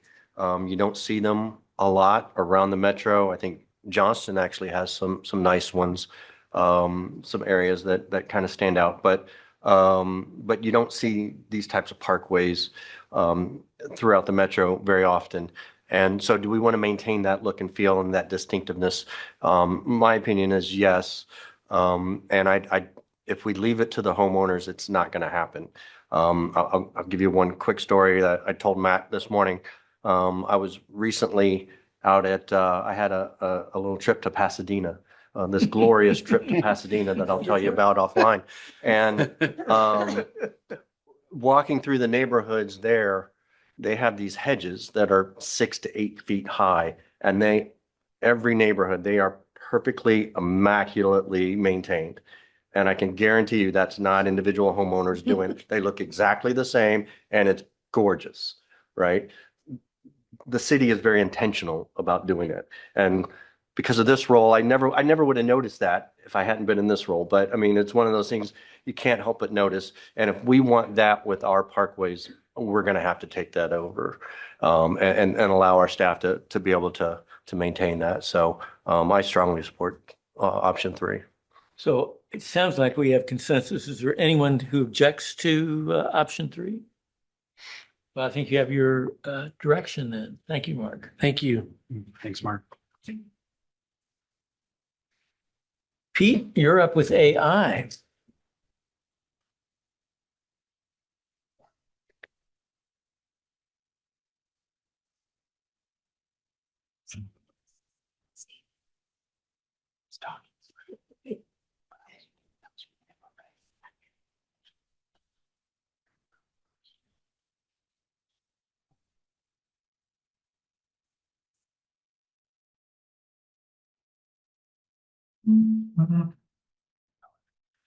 Thank you, Mayor and Council. I'm happy tonight to present on a topic that will come up for us multiple times moving into the future. So this is a start of a conversation, continuation of a conversation, certainly not the last word in our conversation.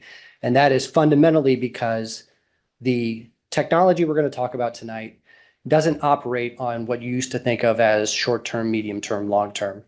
We're measuring short-term in matters of days, medium-term in weeks, and long-term in months when we're talking about how AI technology is evolving.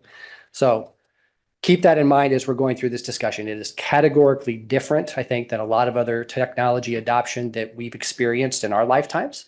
And that's going to mean that it requires a lot of nimbleness and a lot of attention and care as we move into the space.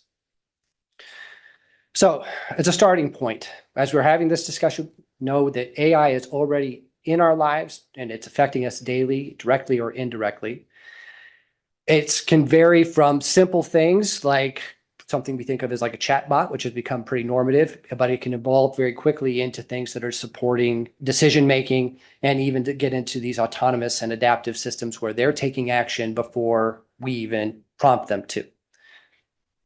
At the bottom there, you see a number of different types of sort of AI applications that are pretty common in the world right now, but understanding that there is risk associated with even the most basic forms of AI is critical. Low risk opportunities could be things like our chatbot that I mentioned before, our Greenie, and then you get into things where you would have lethal or high stakes autonomous robotics or autonomous weapons that are also now part of this discussion. To give you an example, though, of how there is risk even on the far sort of left side of this graph. Last week, Greenie got attacked. No problems with Greenie, but Greenie got a prompt attacked where prompts were flooded to try and get Greenie to break and go back to the original prompts that were used to develop the tool to begin with. So asking it a lot of questions that had nothing to do with the city of Clive. One place where we've seen those types of attacks create real problems is when you have financial institutions, for example, that launch a bot. Bot gets taken over, bot gets broken, bot can be used then to feed bad information, which that can then lead to people making choices or giving up financial information that they otherwise would not to a bot. So understanding that all of these applications have risk is essential. The other thing to understand is we shouldn't just go grab the bright, shiny hammer because it's bright and shiny, right? We need to consider why it is that we would want to use these technologies. This isn't designed to be a comprehensive sort of definition of why we should do it. But I think at the core, we want to make sure that anything that we get into, being a very pragmatic approach, of course, is going to enhance the quality of the services that we provide, the products we provide, and empower our staff to do even better work than they do today. But it's that human-centric component that I want to lift up. On the right-hand side there, that is the AI governance model that is being used in South Korea today. It's one of the many examples that you can see around the world. In the EU right now, they have a pyramid that has escalating levels of oversight that need to be applied depending on how the AI technology is being used. In the United States right now, we have a different model that is much more focused on sectors and which sectors want to, the government would like to see more rapid adoption and sort of technology improvement in key sectors by applying some of these emerging technologies. I like this one when I first saw it during a class I took earlier this year through Harvard Business School, because it definitely keeps that visual of humanity right in the middle of all of this. If these tools aren't improving the way that we serve other humans or improving the way that me as a person does my job, then I think we're sort of missing the point. Now, there may emerge a time where these technologies become so powerful and so omnipresent that that whole notion of the relationship of the human to the technology starts to change. But right now, my recommendation to you all and also to our teammates is to remember that this is in service of humankind. This is in service of all of us doing better for the people that we serve. Now, with that said, we also need to know that between our staff and certainly all of our audiences, there is a mixed bag on how people feel about AI. Very mixed bag on how people feel about it. On one end, we get inundated with AI slop that's all over the place, and Americans have starting to shout out quite loudly that they're kind of sick of that kind of slop. Nobody likes to have a bad chatbot experience where the chatbot fails. I can't tell you how many times I've looked at Copilot and said some crosswords to a computer, right? I'm talking to this, I'm cussing at this computer because it's not doing what I want it to do. But it also gets down to a more sort of serious level besides your assistant city manager shouting at machines. Up there in the top left-hand corner, it's a pretty concise way to think about a very powerful human feeling, which is loss. Whether people have lost or whether they perceive they might lose or afraid of losing into the future, that's a really powerful emotion that it really can affect the way that they think about who they're partnering with, the trust that they have in a city like the city of Clive, for example. There will be material losses. Maybe somebody feels like an AI tool is going to come and take their job and they're not going to have a paycheck. There can be loss of competency. An AI tool comes in, like does a job that I do right now, for example, copywriting a lot of the times. And man, AI lets all of my teammates be as great a writer as I would ever potentially want to be or could be. Does that then give me some sense of loss of identity? How does that make me feel? And then the third would be belonging. I do something really, really well right now and I'm competent at it. Well, what if that AI technology comes in and then replaces me? And now my sense of belonging that I used to have because I was really competent and contributing to my team is gone. That's a powerful feeling too.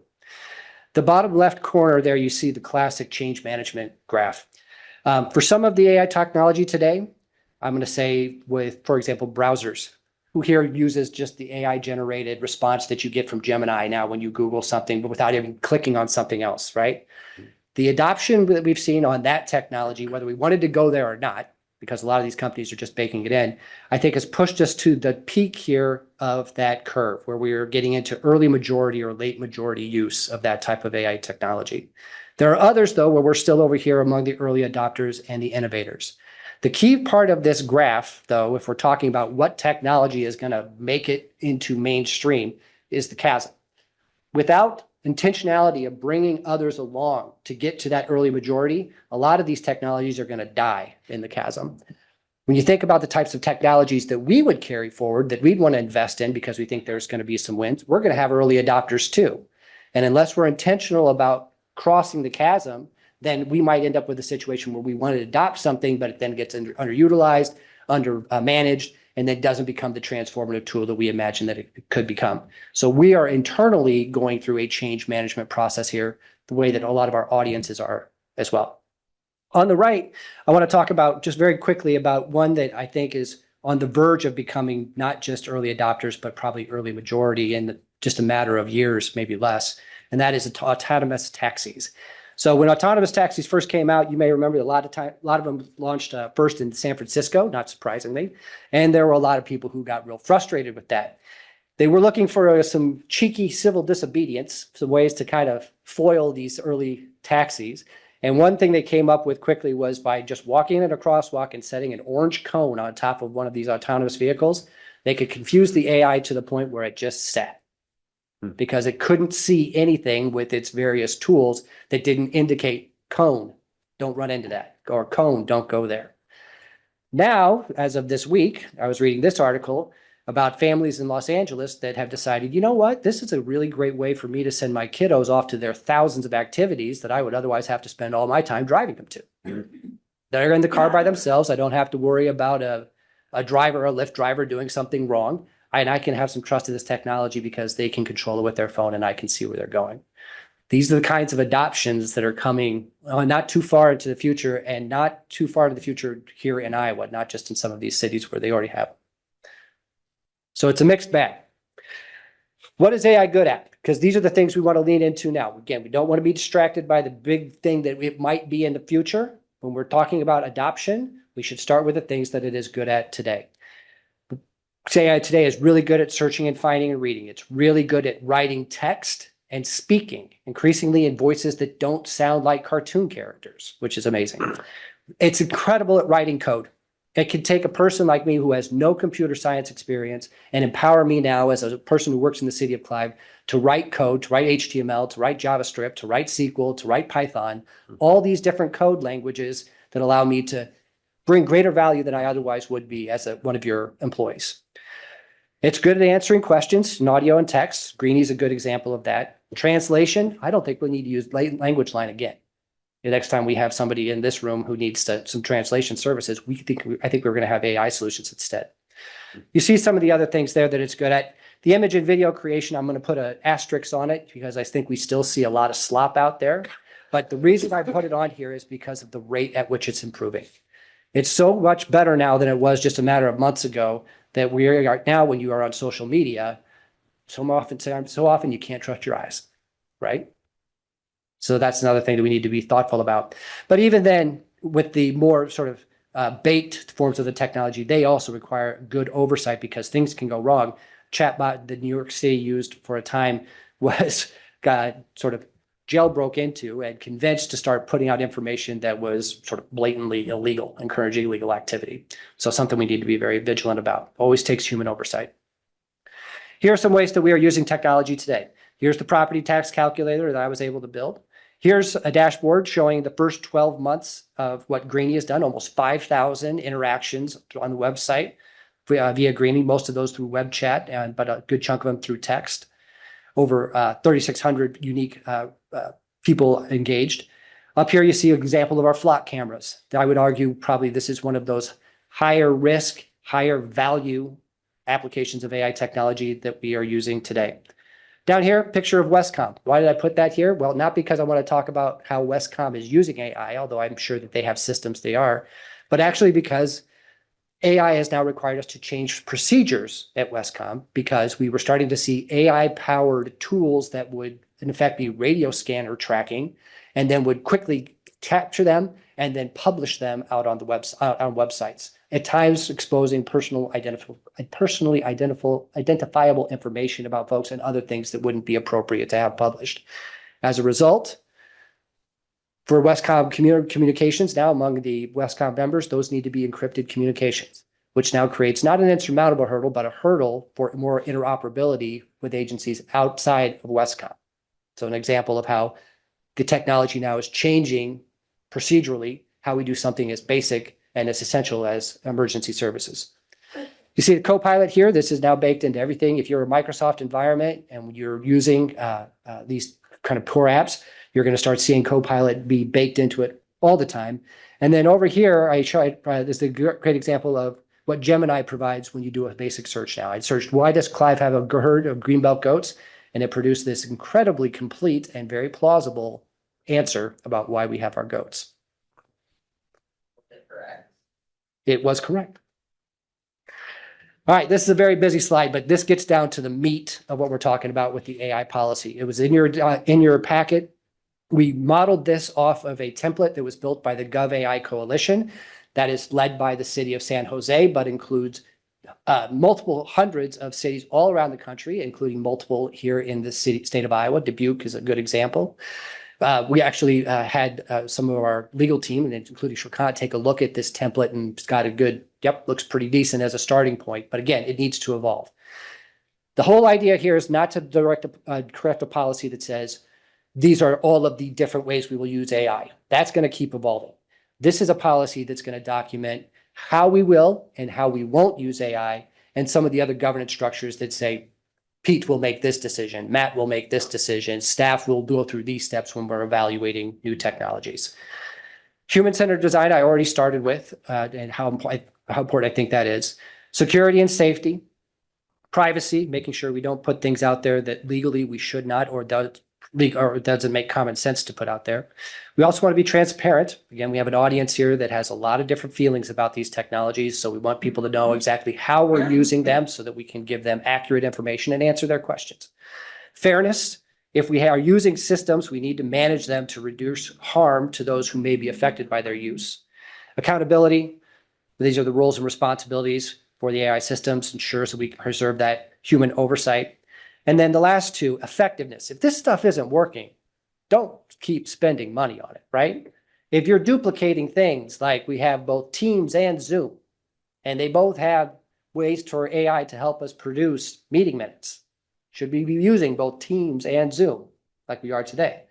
We started with Zoom because we think it gives a great kind of public meeting experience, maybe better than Teams, but Teams is becoming a more robust tool.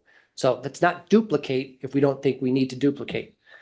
Workforce empowerment is the other part. This is all about our staff and making them better at the jobs that they do.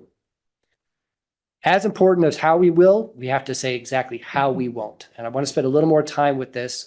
We did go over it in detail with the exec team today. This is a space where as the technology keeps evolving, we may need to come back and mitigate a little bit account for the change or adapt, because there are some things that we would like to do differently in the future, or risks that we've encountered that maybe make us want to turn up the protections a little bit more. The real-time covert biometric identification, the key there is covert. If people give you permission, for example, staff, we can use AI tools now where they can take a picture of your face and kind of give you some sense of what your medical condition is in some ways. There, I would give permission to say, yes, come take a picture of my face. But just by walking around in a facility where I wouldn't necessarily have been asked to give permission, that is what we're saying we would not choose to do, to where we would not choose to use AI, unless there was then later in the future a legitimate reason to have to go and investigate because something had happened. Emotional analysis. This is where we can get a lot of AI bias introduced into these technologies. And make no mistake, there is absolutely bias that's baked into these that can be exploited by people who want to use it in a potentially harmful way. This emotional analysis is where we would potentially be relying purely on AI to produce some sort of a assessment of a positive or negative or neutral or happy or angry, some sort of emotion for somebody that we'd be engaging with. This is one where we want to make sure we're staying in good contact with the police department to make sure they understand how some of those emerging technologies we need to come back and visit this space. But for now, my recommendation is to be on the more conservative side using this because of the perceived potential for bias or for abuse. Any fully automated decision, regardless of what it's doing, if we do not want to, especially if there are any kind of meaningful impact to individuals, there always has to be a human element. We never want to turn that over completely to AI. Social scoring. This is where you take the power of AI to gather up huge amounts of information about somebody and then give you some sort of a summary. The reason that becomes a big problem, I'll take hiring as an example. You may then be gathering up information about somebody that is completely not pertinent to what you can or cannot evaluate on when you are taking a decision to hire them to do specific work. That's a big red light area for HR, but I can envision a lot of other areas too for the city. Cognitive behavioral manipulation of people or specific groups. The big one that you might hear about on this is, and the city would not be involved in this, but people are concerned about elections and whether or not AI tools could be used to manipulate outcomes because of the way that they could do that cognitive manipulation of individuals. And the last one is autonomous weapon systems. It's hard not to think of Skynet and Terminator and all these other things when you get into that, but that's that we'll have to see. I'm not here to be a fortune teller, but it's the type of stuff that we need to at least, I think, have on our list, even though it's extremely unlikely that's where we would ever go.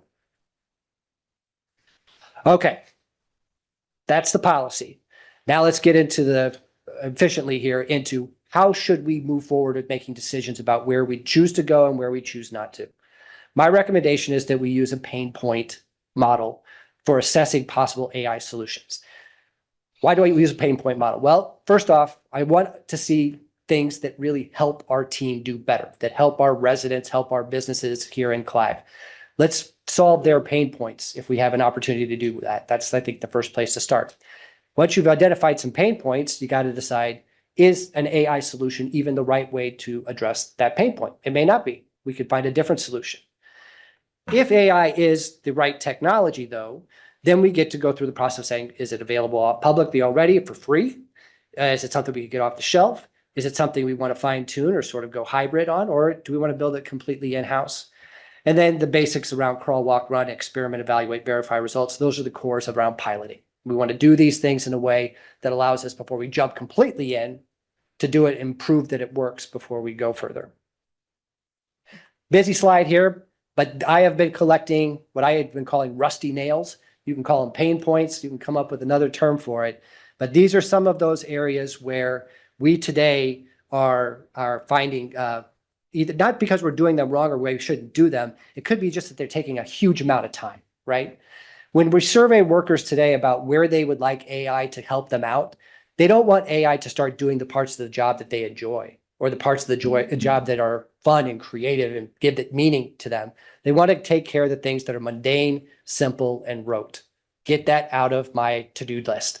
And there are ways that AI can help get that done. I'll pull out a couple from my team as example. Paper and PDF maps. Painful because you always have to go back and update them. Painful because it's hard to share them with other people. Painful because they're not ADA compliant if you're trying to share them in digital spaces. Other types of maps that are engaged, that can be spread out, that can be touched and manipulated, that have things pop up. Those are the kinds of maps that we prefer to make. Is there a way for the places where we still need to make PDF and paper maps that we can get a little AI help to do that? Or is there a way that we can just better move our organization to make those more engaging maps because they have the tools to do it and don't have to call my colleague Corey to do it? An interesting pain point to consider. After we've identified our pain points, then we need to go through the step of saying, okay, what are the risks associated with these different technologies we might adopt? So we have to be reminding ourselves that AI comes with the flattery trap. You've probably used one of the chat bots and found out when it says, oh, Pete, what a wonderful question. I can't believe anybody ever thought of that. I mean, it's the first time I've been asked in all the internet. You know, you're brilliant. Keep doing a good job. That's the sycophant effect that you get with a lot of these. And the reason it's a trap is that when we feel flattered, we can start to feel overconfident. When we feel flattered, we can let our guard down on what might be some good sort of gut feeling or some good double checking on the answers we're getting from our AI tools. SLAP, you've heard me mention before, serious problem with erosion of trust and reputation. If people think that Clive doesn't care enough to write and create good stuff, how does that make them feel as part of our audience? AI bias, we talked about. Remembering that AI is generative AI can often make us feel overconfident. This is actually a recent study from a set of executives who were put into two groups to predict over a 2-month period what was going to happen to the stock price of NVIDIA. And the executives who used AI and used those results actually performed poorly relative to their counterparts who had were using just more of those human interactions to make those predictions. AI gets it wrong. AI use comes with huge responsibility of keeping your data well organized because especially with the generative AI tools or a large language model, it's only as good as what it's consuming. So if your data is a mess, it doesn't do as well as if your data was well organized. Well, that comes with then lifting that the staff will have to do to keep the data well organized. The last one there is brain rot. I worry about this a lot with the father of 2 young sons. I see a lot of other parents up there who have to think about this. Are our kids here? Nope, they're not.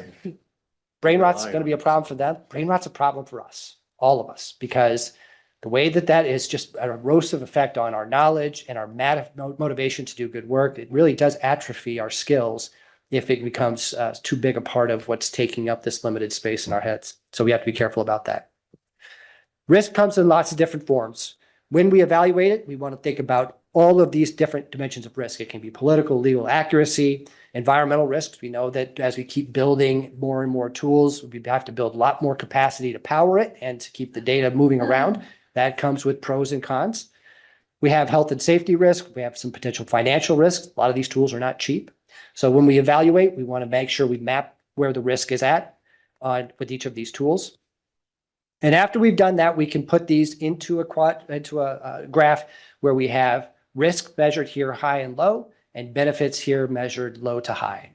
My argument right now is that ideally, you're in these high value, low risk areas. I think we've got a lot that are over here, but I'd be happy as we think about how we're starting with adoption being in the low risk, low value area too. Because again, we're dealing with change. And a lot of times when you take an organization through change, it's a matter of stacking up your wins. If the easy wins are low risk and also lower value, they're still wins. We stack up enough wins there, then that potentially sets us up to be able to stand up taller and look at some of those other opportunities that are going to be higher risk, but also higher value. So next steps I'm proposing. Tonight, I propose that the council adopt the draft, give us feedback so that we can incorporate that into the draft AI use policy. If it's still the council's direction, we would bring back at the next January meeting for consideration and approval. After that, then we would publish AI's use transparency page and then also a page on how specifically we're using flock cameras. I put that one up over here because while it was one of the very first AI uses, I think, robust AI uses we brought on board as a city, we did it, I think, without the benefit of this policy being in place or having had this larger conversation. That doesn't mean that we should back away from it. It does mean, though, that we need to understand the risk. We did just go through a pretty extensive process with a lot of direction from the city attorney and a lot of great work by the police department to really understand it. And back when the product was initially launched a number of years ago, this council had a really great discussion about understanding what those risks are. You all did this the right way. We need to continue, though, to make sure we're doing the transparency around that and responding to any changes in the platform, continue to understand that risk. And that's what we're building that Flock page will help us as a step toward doing that. Next, as identified in the strategic plan that you all approved, we want to convene a group of staff, and probably the staff that are most affected by some of these that I've identified here as some of these pain points that I would recommend we start with. And then have that team be the ones who test it, evaluate the risk, and then not only evaluate it, but then start using it. And if they're the right people in the organization, promote that use, teach how to use those tools well to their teammates. The list down below that then is a list of early pilots. Some are already underway that didn't have any additional cost to us. Others, though, that would have some additional costs where I recommend that we move into initially we're going into that pilot phase. If we're already doing it today, then it would be more evaluate and improve. Copilot, that's one where there's a cost to get into a higher level Microsoft license than we currently have for most of our users today. It wouldn't need to be for everybody, but it could be for some people so that they would be able to use the Copilot tool better. There's also a very neat agent or agentic AI MS Planner that is in the suite of agents that are in that 365 suite. We're using it sort of right now to do some of our tracking on strategic planning. We do have a cost if we want to get into a higher functionality of the planner tool, but I think that could make some good sense to help us get more consistency on how we do the basics of project management and get things out the door that can be real time consuming. Agendas, the reminder emails, the tasking people with the next thing they're supposed to do in a project, the basics of project management.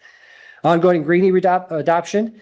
You may recall from August that we have a website refresh that we want to do, but also have to do because of some ADA compliance rules. Going through web pages and looking for things that are broken or old PDFs is one of those monotonous, boring, time-consuming things, but we have to do it. AI has got a really cool tool to help us do it. It's actually being launched by our friends who do our Greenie tool.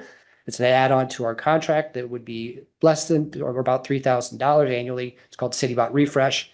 It looks for not only things about ADA compliance, but then things where information is dated or conflicting with other dates on other pages where it's duplicative, and creates a task list that we can then share with our teammates so we get the website looking good. The critical thing there is that Greenie is only good as how the information we have on the website. We have thousands and thousands of people that are going to that tool right now. To keep it doing its very best, creating the greatest value for us, we've got to keep that website, that data clean. And this tool would, I think, help us do that. Axios HQ Smart Brevity. If you read the Axios email here in Des Moines on a daily basis, which I think many of you do, you kind of get a sense for what that reading experience is like. It turns out that that is not just a tool for a sort of an email style. It's actually a whole email platform that helps you take other text that you've created and convert it into that Smart Brevity format, bite-sized chunks, something that people can get through in just a few minutes. Why is that important to us? Well, we've got a rusty nail, a sticky problem coming up, which is we're moving to a new payment system here in the city of Clive later this spring. The current payment system is how we send out the electronic utility newsletter. We need to come up with a better way to do it. That newsletter was already clunky, a giant PDF that you sometimes would or wouldn't open. We couldn't even get real analytics on how many times people were engaging with it. Our recommendation would be to move to a new platform like the Axios HQ Smart Brevity so that we can take the existing PDF and very efficiently convert it into that Smart Brevity format and then make that available to anybody, whether they pay a utility bill or not, whether they're Clive resident or not, so that they could get what is in effect Clive's newspaper and have that sent to them on a monthly basis in a better way that we could then track. Grammarly or Assembly product, you're all familiar with these tools that help us all write better. That's essential in a dispersed communications model like Clive. I need teammates who are writing in similar voice, who are writing with similar formatting with choices. tool like Grammarly, when it's deployed to more content creators, can all help us sing better together, sing on the same notes. But then finally, and this I think would be a bigger reach, and it is part of the budget consideration for the coming fiscal year, would be, do we get into a Clive-specific large language model? So you may be familiar with LLMs. A common one would be like a ChatGPT. Copilot is a type of LLM too that takes not only what's out there on the web consumed by ChatGPT, but it then pairs that with the information that potentially you have shared in your own 365 environment or your organization's 365 environment. What would it look like for us to build an LLM that has all of Clive's code, everything Clive has in Laserfish, everything that potentially looks in my email as well, or not, we could say not. And how could that help staff then produce better content for all of you when we put these packets together? The packet creation process right now takes hours and hours and hours every week, not just the weeks we have council meetings, but especially the weeks we have council meetings. Those are hours that need to be high value because it's chewing up a lot of the organization. Would a tool like this help us shave the hours necessary to do that work while still keeping the value high for all of you and for anybody else who engages with our content? That's an interesting question right now to be asked. It's definitely a pain point. It's definitely one of those rusty nails. Let's see whether or not AI is a technology that can help us do it better. Process improvement. Last thing I'd leave with you all, reminding you how fast this is going. In that class I took, there was an executive from IBM who came and co-presented. They sit in a unique spot at IBM where they look at all the stuff that's coming, and then they make go, no-go decisions on what's ready to go out everywhere else. She was actually the person who told me, used that line about what is the time frame, short, medium, long, when it comes to AI stuff as she's experiencing it at IBM. She produced this slide to give you an example of how fast things could be going in a much more incredibly aggressive way when it comes to thinking about how we work. On the left there, that's how we are experiencing AI today. I do this every day where I go in and say, I'm the assistant city manager for the city of Clive. I'm writing a letter to people who participated in the holiday basket program, and I want to thank them for their participation. Give me a draft to start with. And it gives you something like that today. On the right there, you see then what I might be able to do. I say, I want to like to make sure that the city of Clive has a revamped and more aggressive business engagement strategy. Help me do that. And then the agents working together or working alone could start to do the types of things you see listed below there. That's a force multiplier. It comes with cost and it comes with risk. And this may not be right exactly where we end up, but at the rate at which we are seeing adoption now and the rate of innovation we're seeing, I think it really behooves the city to stay on its toes, be nimble, keep evaluating these technologies so that we can find the ones that allow us to do better for residents and businesses and do better for staff. Happy to answer questions. Susan. I have a few.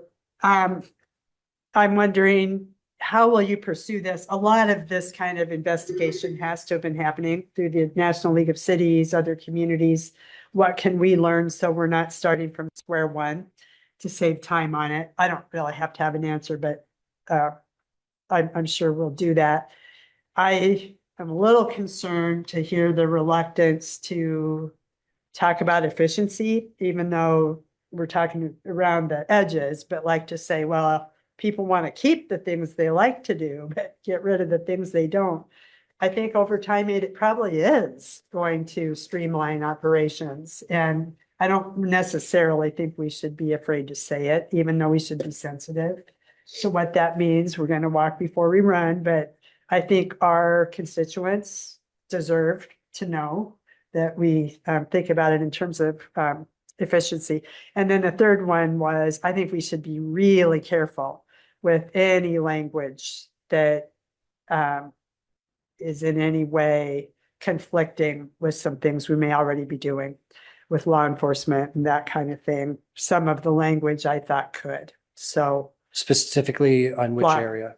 With Flock? Yeah. Because of the we're not collecting for future use, but it's still analyzing data. I would just be really careful about how that's worded. So yeah, this is one where we went carefully as a staff today, sort of through that. And I can tell you kind of how we initially landed. And again, this is for discussion. We are evolving here. We're improving. Let me.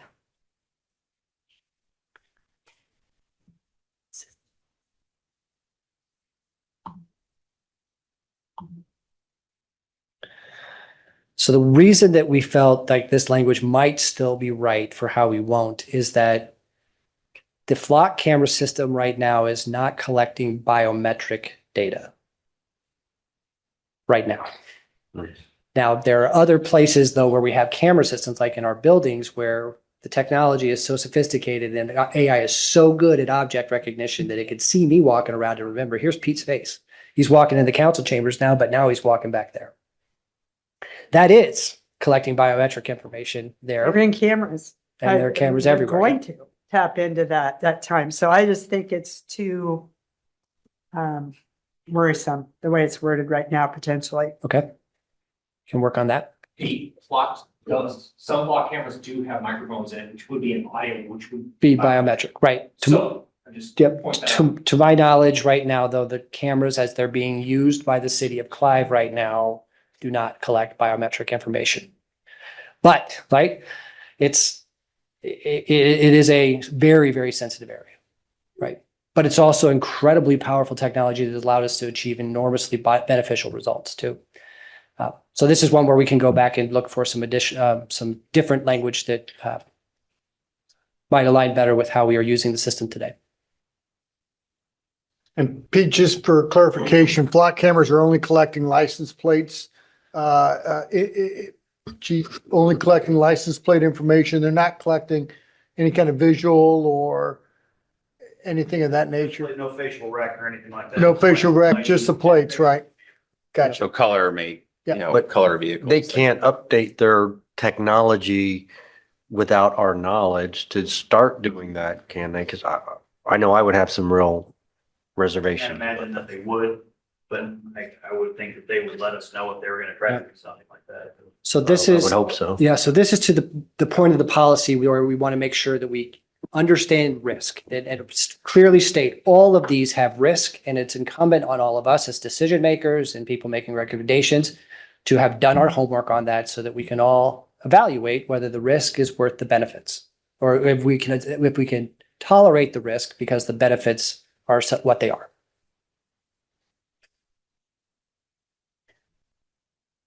Other comments? So you'll come back with a revised policy for us to review? Yep, we'll make sure we take a look specifically at this area around how we won't and how we might describe that in a way that aligns with how we are using the technologies today. It won't be the last time that we all come back. I think we're gonna have to visit this policy with some consistency. Very good. Thank you, Pete. Thank you, Your Honor. Next item we have up is a closed session to discuss litigation strategy pursuant to Iowa Code 21.5, Parens 1, Parens C. And so I would need a motion to go into closed session pursuant to that. I'll move that. Second. Motion second to go into closed session pursuant to the Iowa Code section reference. Further discussion.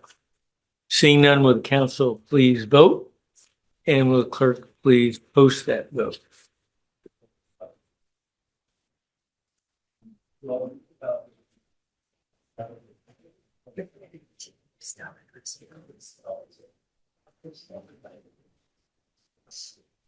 That passes by a vote of 5-0.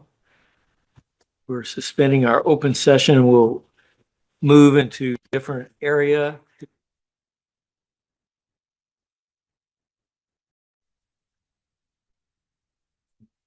I'd like to call the city council meeting back to order, and I need a motion to return to open session. I'll move it. Second. Motion second to return to open session. All those in favor say aye. Aye. Opposed, nay. Very good. We are back in open session. Let the record reflect that no action was taken during the closed session. Next item, we have correspondence. Matthew, do we have any? No further correspondence this time. Very good. Starting on that end, Pete? Thank you, Your Honor. So in addition to the tree work that will happen out in the Little Walnut Creek area, we also have tree work in the Greenbelt that's associated with the WRA's work in Clive. So this year's worth of work with tree removals, that will be from roughly where we sit right here, following the Greenbelt Trail to then where it enters into Urbandale and goes up over by 128th Street. So not as many residential properties there. A lot of that work is going to be on the north side of the creek, but you may hear from some constituents. We will put the information up on as a news story on cityofclive.com, but then it'll link out to the WRA's project page for this. And we'll keep you all updated as they make progress. They are working this week in Clive on some of those tree removals.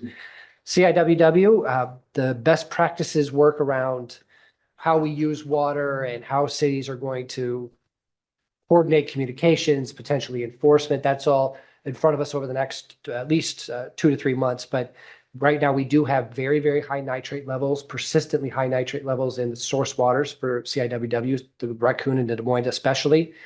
That means there is a growing chance that we could be facing some similar challenges that we did during the lawn watering ban this past summer. And so we want to stay ahead of that. You can count on me and Molly doing some pre-planning as we get ready for the presentation to all of you at the end of this month on the Clive Communications Plan. Make sure we are folding that into this bigger engagement strategy for the coming year. Potholes, freeze-thaw cycle, pothole Pete rides again.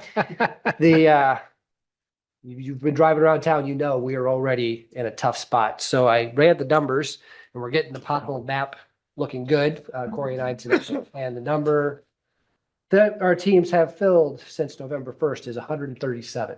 We're just at the very beginning of this potentially. The work goes on throughout the year, but it really has to intensify with the cold patch in this time of year. Hopefully we get a little relief from the freeze thaw cycle, but right now there's a lot of work in front of us, and we'll make sure that we're communicating to folks on how they can let us know where potholes are at so we can address them. I hope all saw the news about the delay on opening the interstate ramp from University on to 8035. Hopefully that's sooner than later, but it's potentially not going to happen until they finish the bridge work over Little Walnut Creek, which could push them out into an April timeframe, putting a lot of pressure on 114th Street. Although University, what we're hearing, what was reported in the news was Monday. Yeah. For University. So I saw Ted's face and Yeah.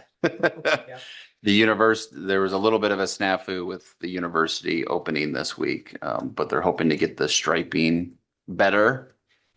But the northbound Hickman off ramp will be this spring. Yeah.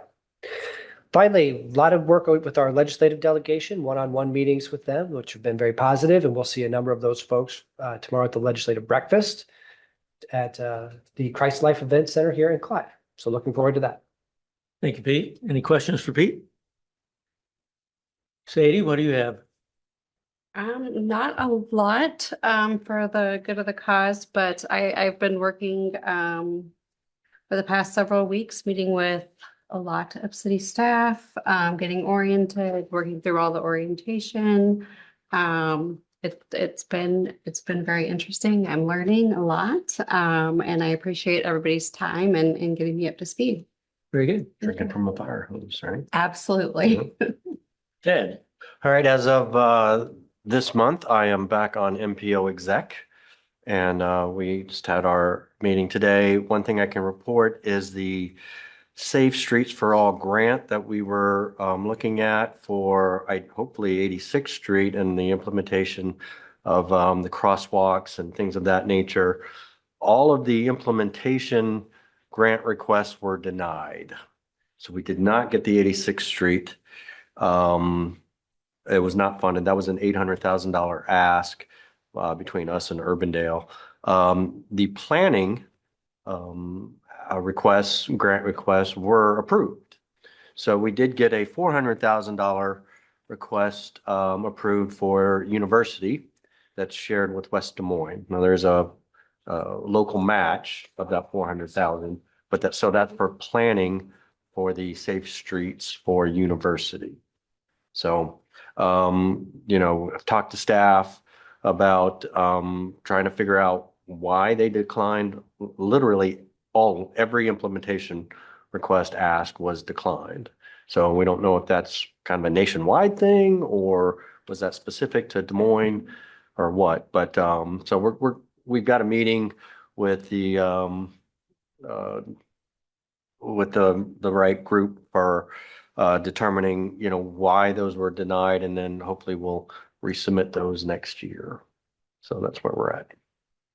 Anything else, Ted? That's it. Eric? No report tonight, Your Honor. Very good. I just wanted to quickly follow up on some of the things that Pete mentioned. I sent you an earlier memo on Central Iowa Water Works, and Pete mentioned the nitrate problem we're going to be dealing with. I mean, the facility started back up Tuesday of this week, so potential is to have the same issues that we had last summer. Expansion projects are underway with engineering and design for the Grimes in the West plant. So when those come online, they'll add about 15 MGDs. So we're anxious to get that going, and they're designed to address water quality, take care of nitrates without a separate nitrate removal facility. You saw the stories about the dead geese. We were not pulling any water from those water sources. And even if they were, the process of purification of the water eliminates anything that would be problematic. So that's nothing to worry about. Pete mentioned the after action review and the working group. So we'll be working over that over the next few months to try to make sure that we have plans in place for the Metro for what's likely to occur with the nitrates over the summer and watering your lawn and so forth. So just want to mention a few of those things since you're going to be hearing about CIWW quite frequently in the weeks and months ahead. Susan. I reported earlier about the Housing Solutions Alliance. One other thing, they're implementing the terms of board members on a staggered basis. And I can get into more detail another time, but Clive will have an appointment as a suburban entity, which will kind of have a rolling opportunity. So anyway, I think it's 2 years with an opportunity to be reappointed for 3. So they're really 3-year terms, but they're trying to do it on a rolling basis. And I don't know if everybody has seen that the partnership has moved their date for traveling to DC to the first week in June 3rd to the 5th. Oh. I knew that was coming and Partnership. was talking to somebody tonight and they said it had just come out. That's it. I have nothing to report. Anything more legal? No, Your Honor. Thank you.